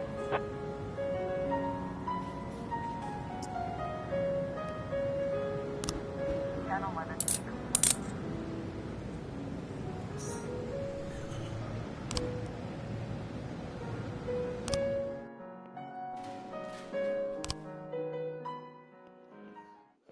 Purdy's got her big coronation today, which is cool.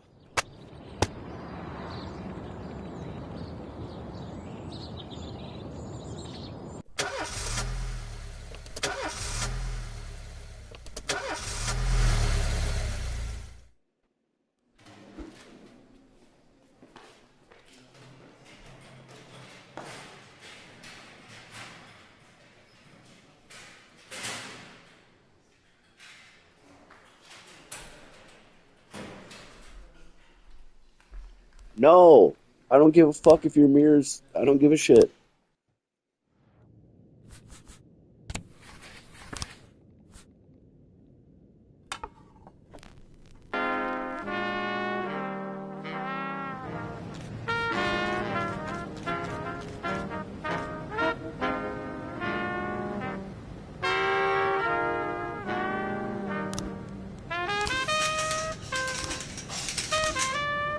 Oh, we didn't work on shit. We didn't work on shit. Oh, no, we didn't work on that at all.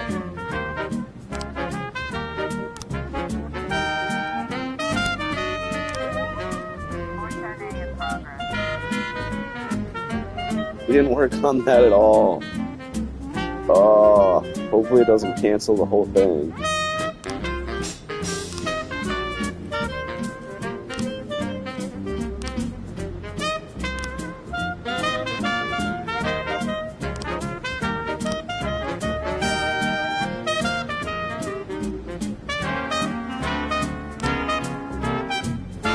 I rang the police when we saw a naked man running through the street, pursued by a woman carrying a large knife.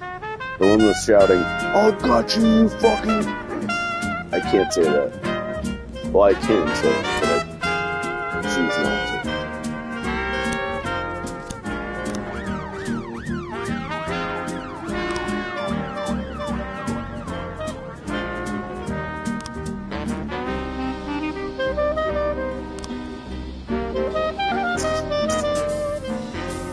Attack one of them. Scumbags are up against. We're gonna lose one of those guys. Almost guaranteed we're gonna lose them.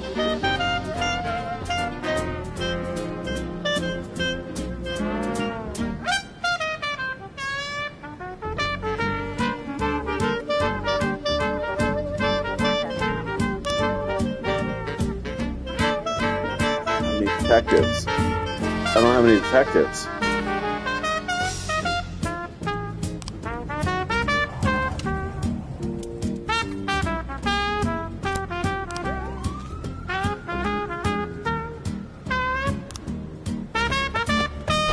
No! No, I did not lose all those guys. Fuck that. No, we're not. No. No.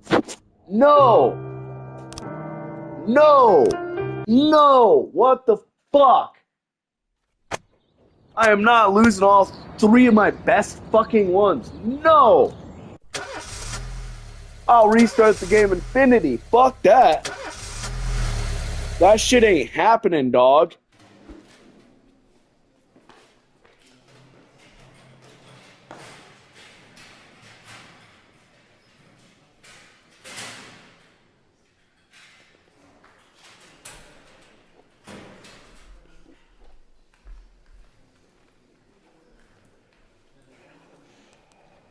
No. No.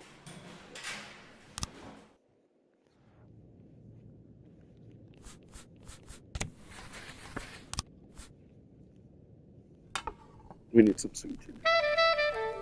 We also need to figure out how to fucking allocate our goddamn.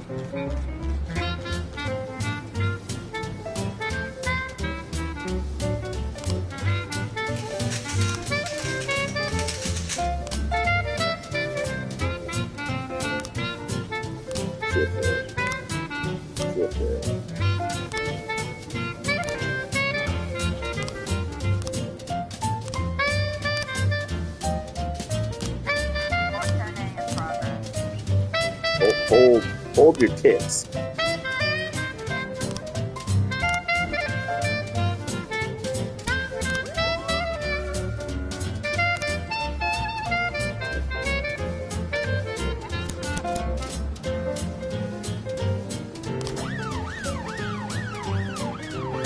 No, wait, that's what I did before. No, that's what I did before. No. Fuck. Sweet ginger green. You get 2 of my guys. That's it. Alright? I got shit to fucking worry about. Not your bullshit. Hey, can I have some guys? Because my son's scaredy little pussy boy. He's scaredy little pussy boy. No. Fuck.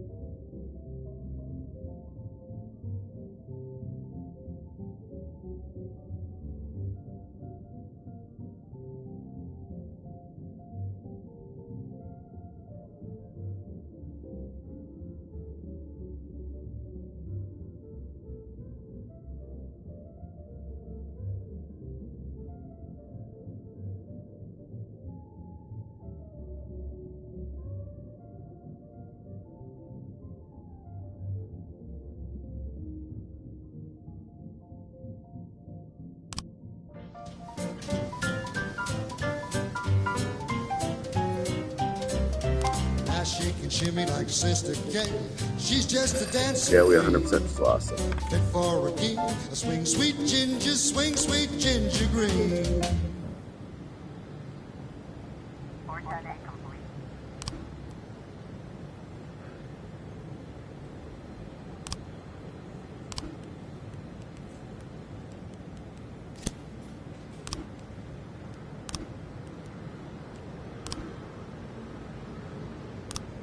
Fucking detective for that.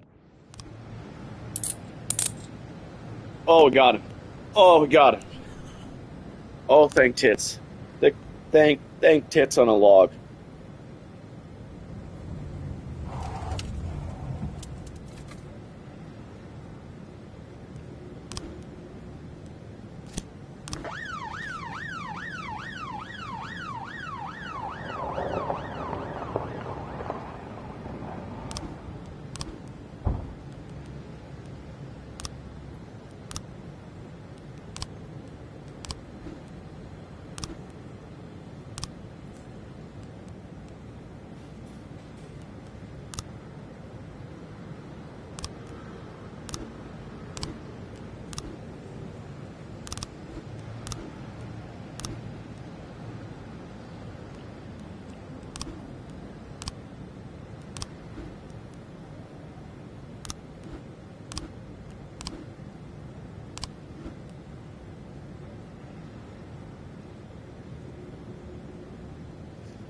410C in progress. Eddie's Burgers. Let's give it a second. See what Bomb Doll is going on.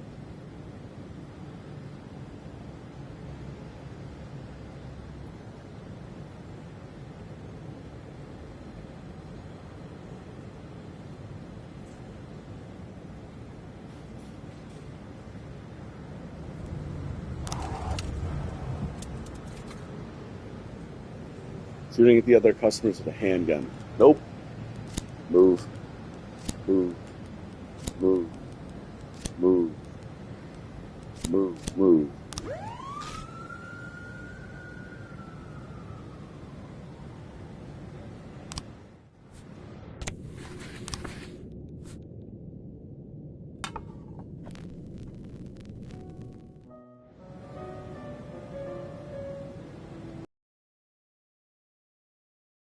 Progress. 410C. Got him. Fuck yeah, we got him, boys.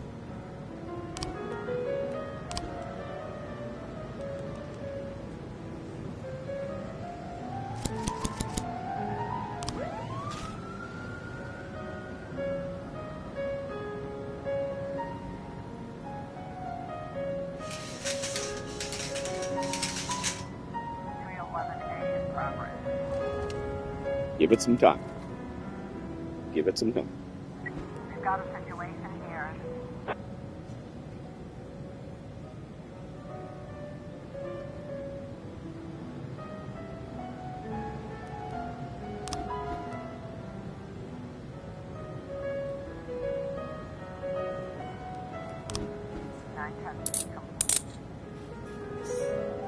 Hoo!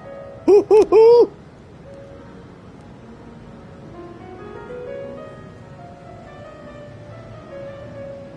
We got time for them to come all the way back. Send out the young ones.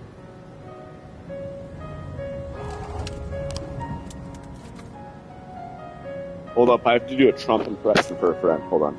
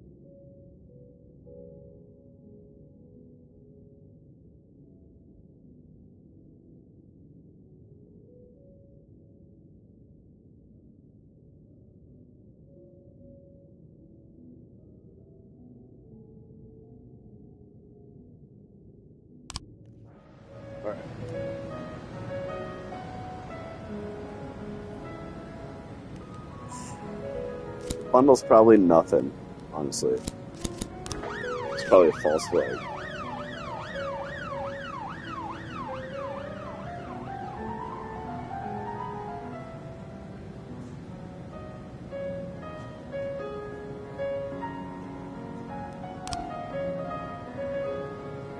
We'll figure that one out.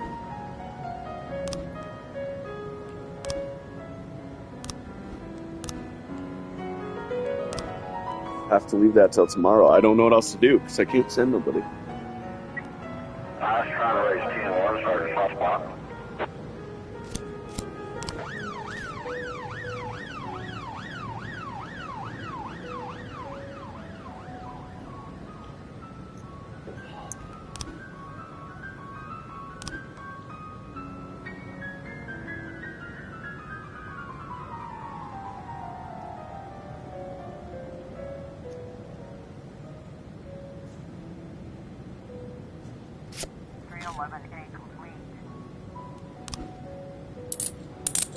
Got him, boys. We fucking got him.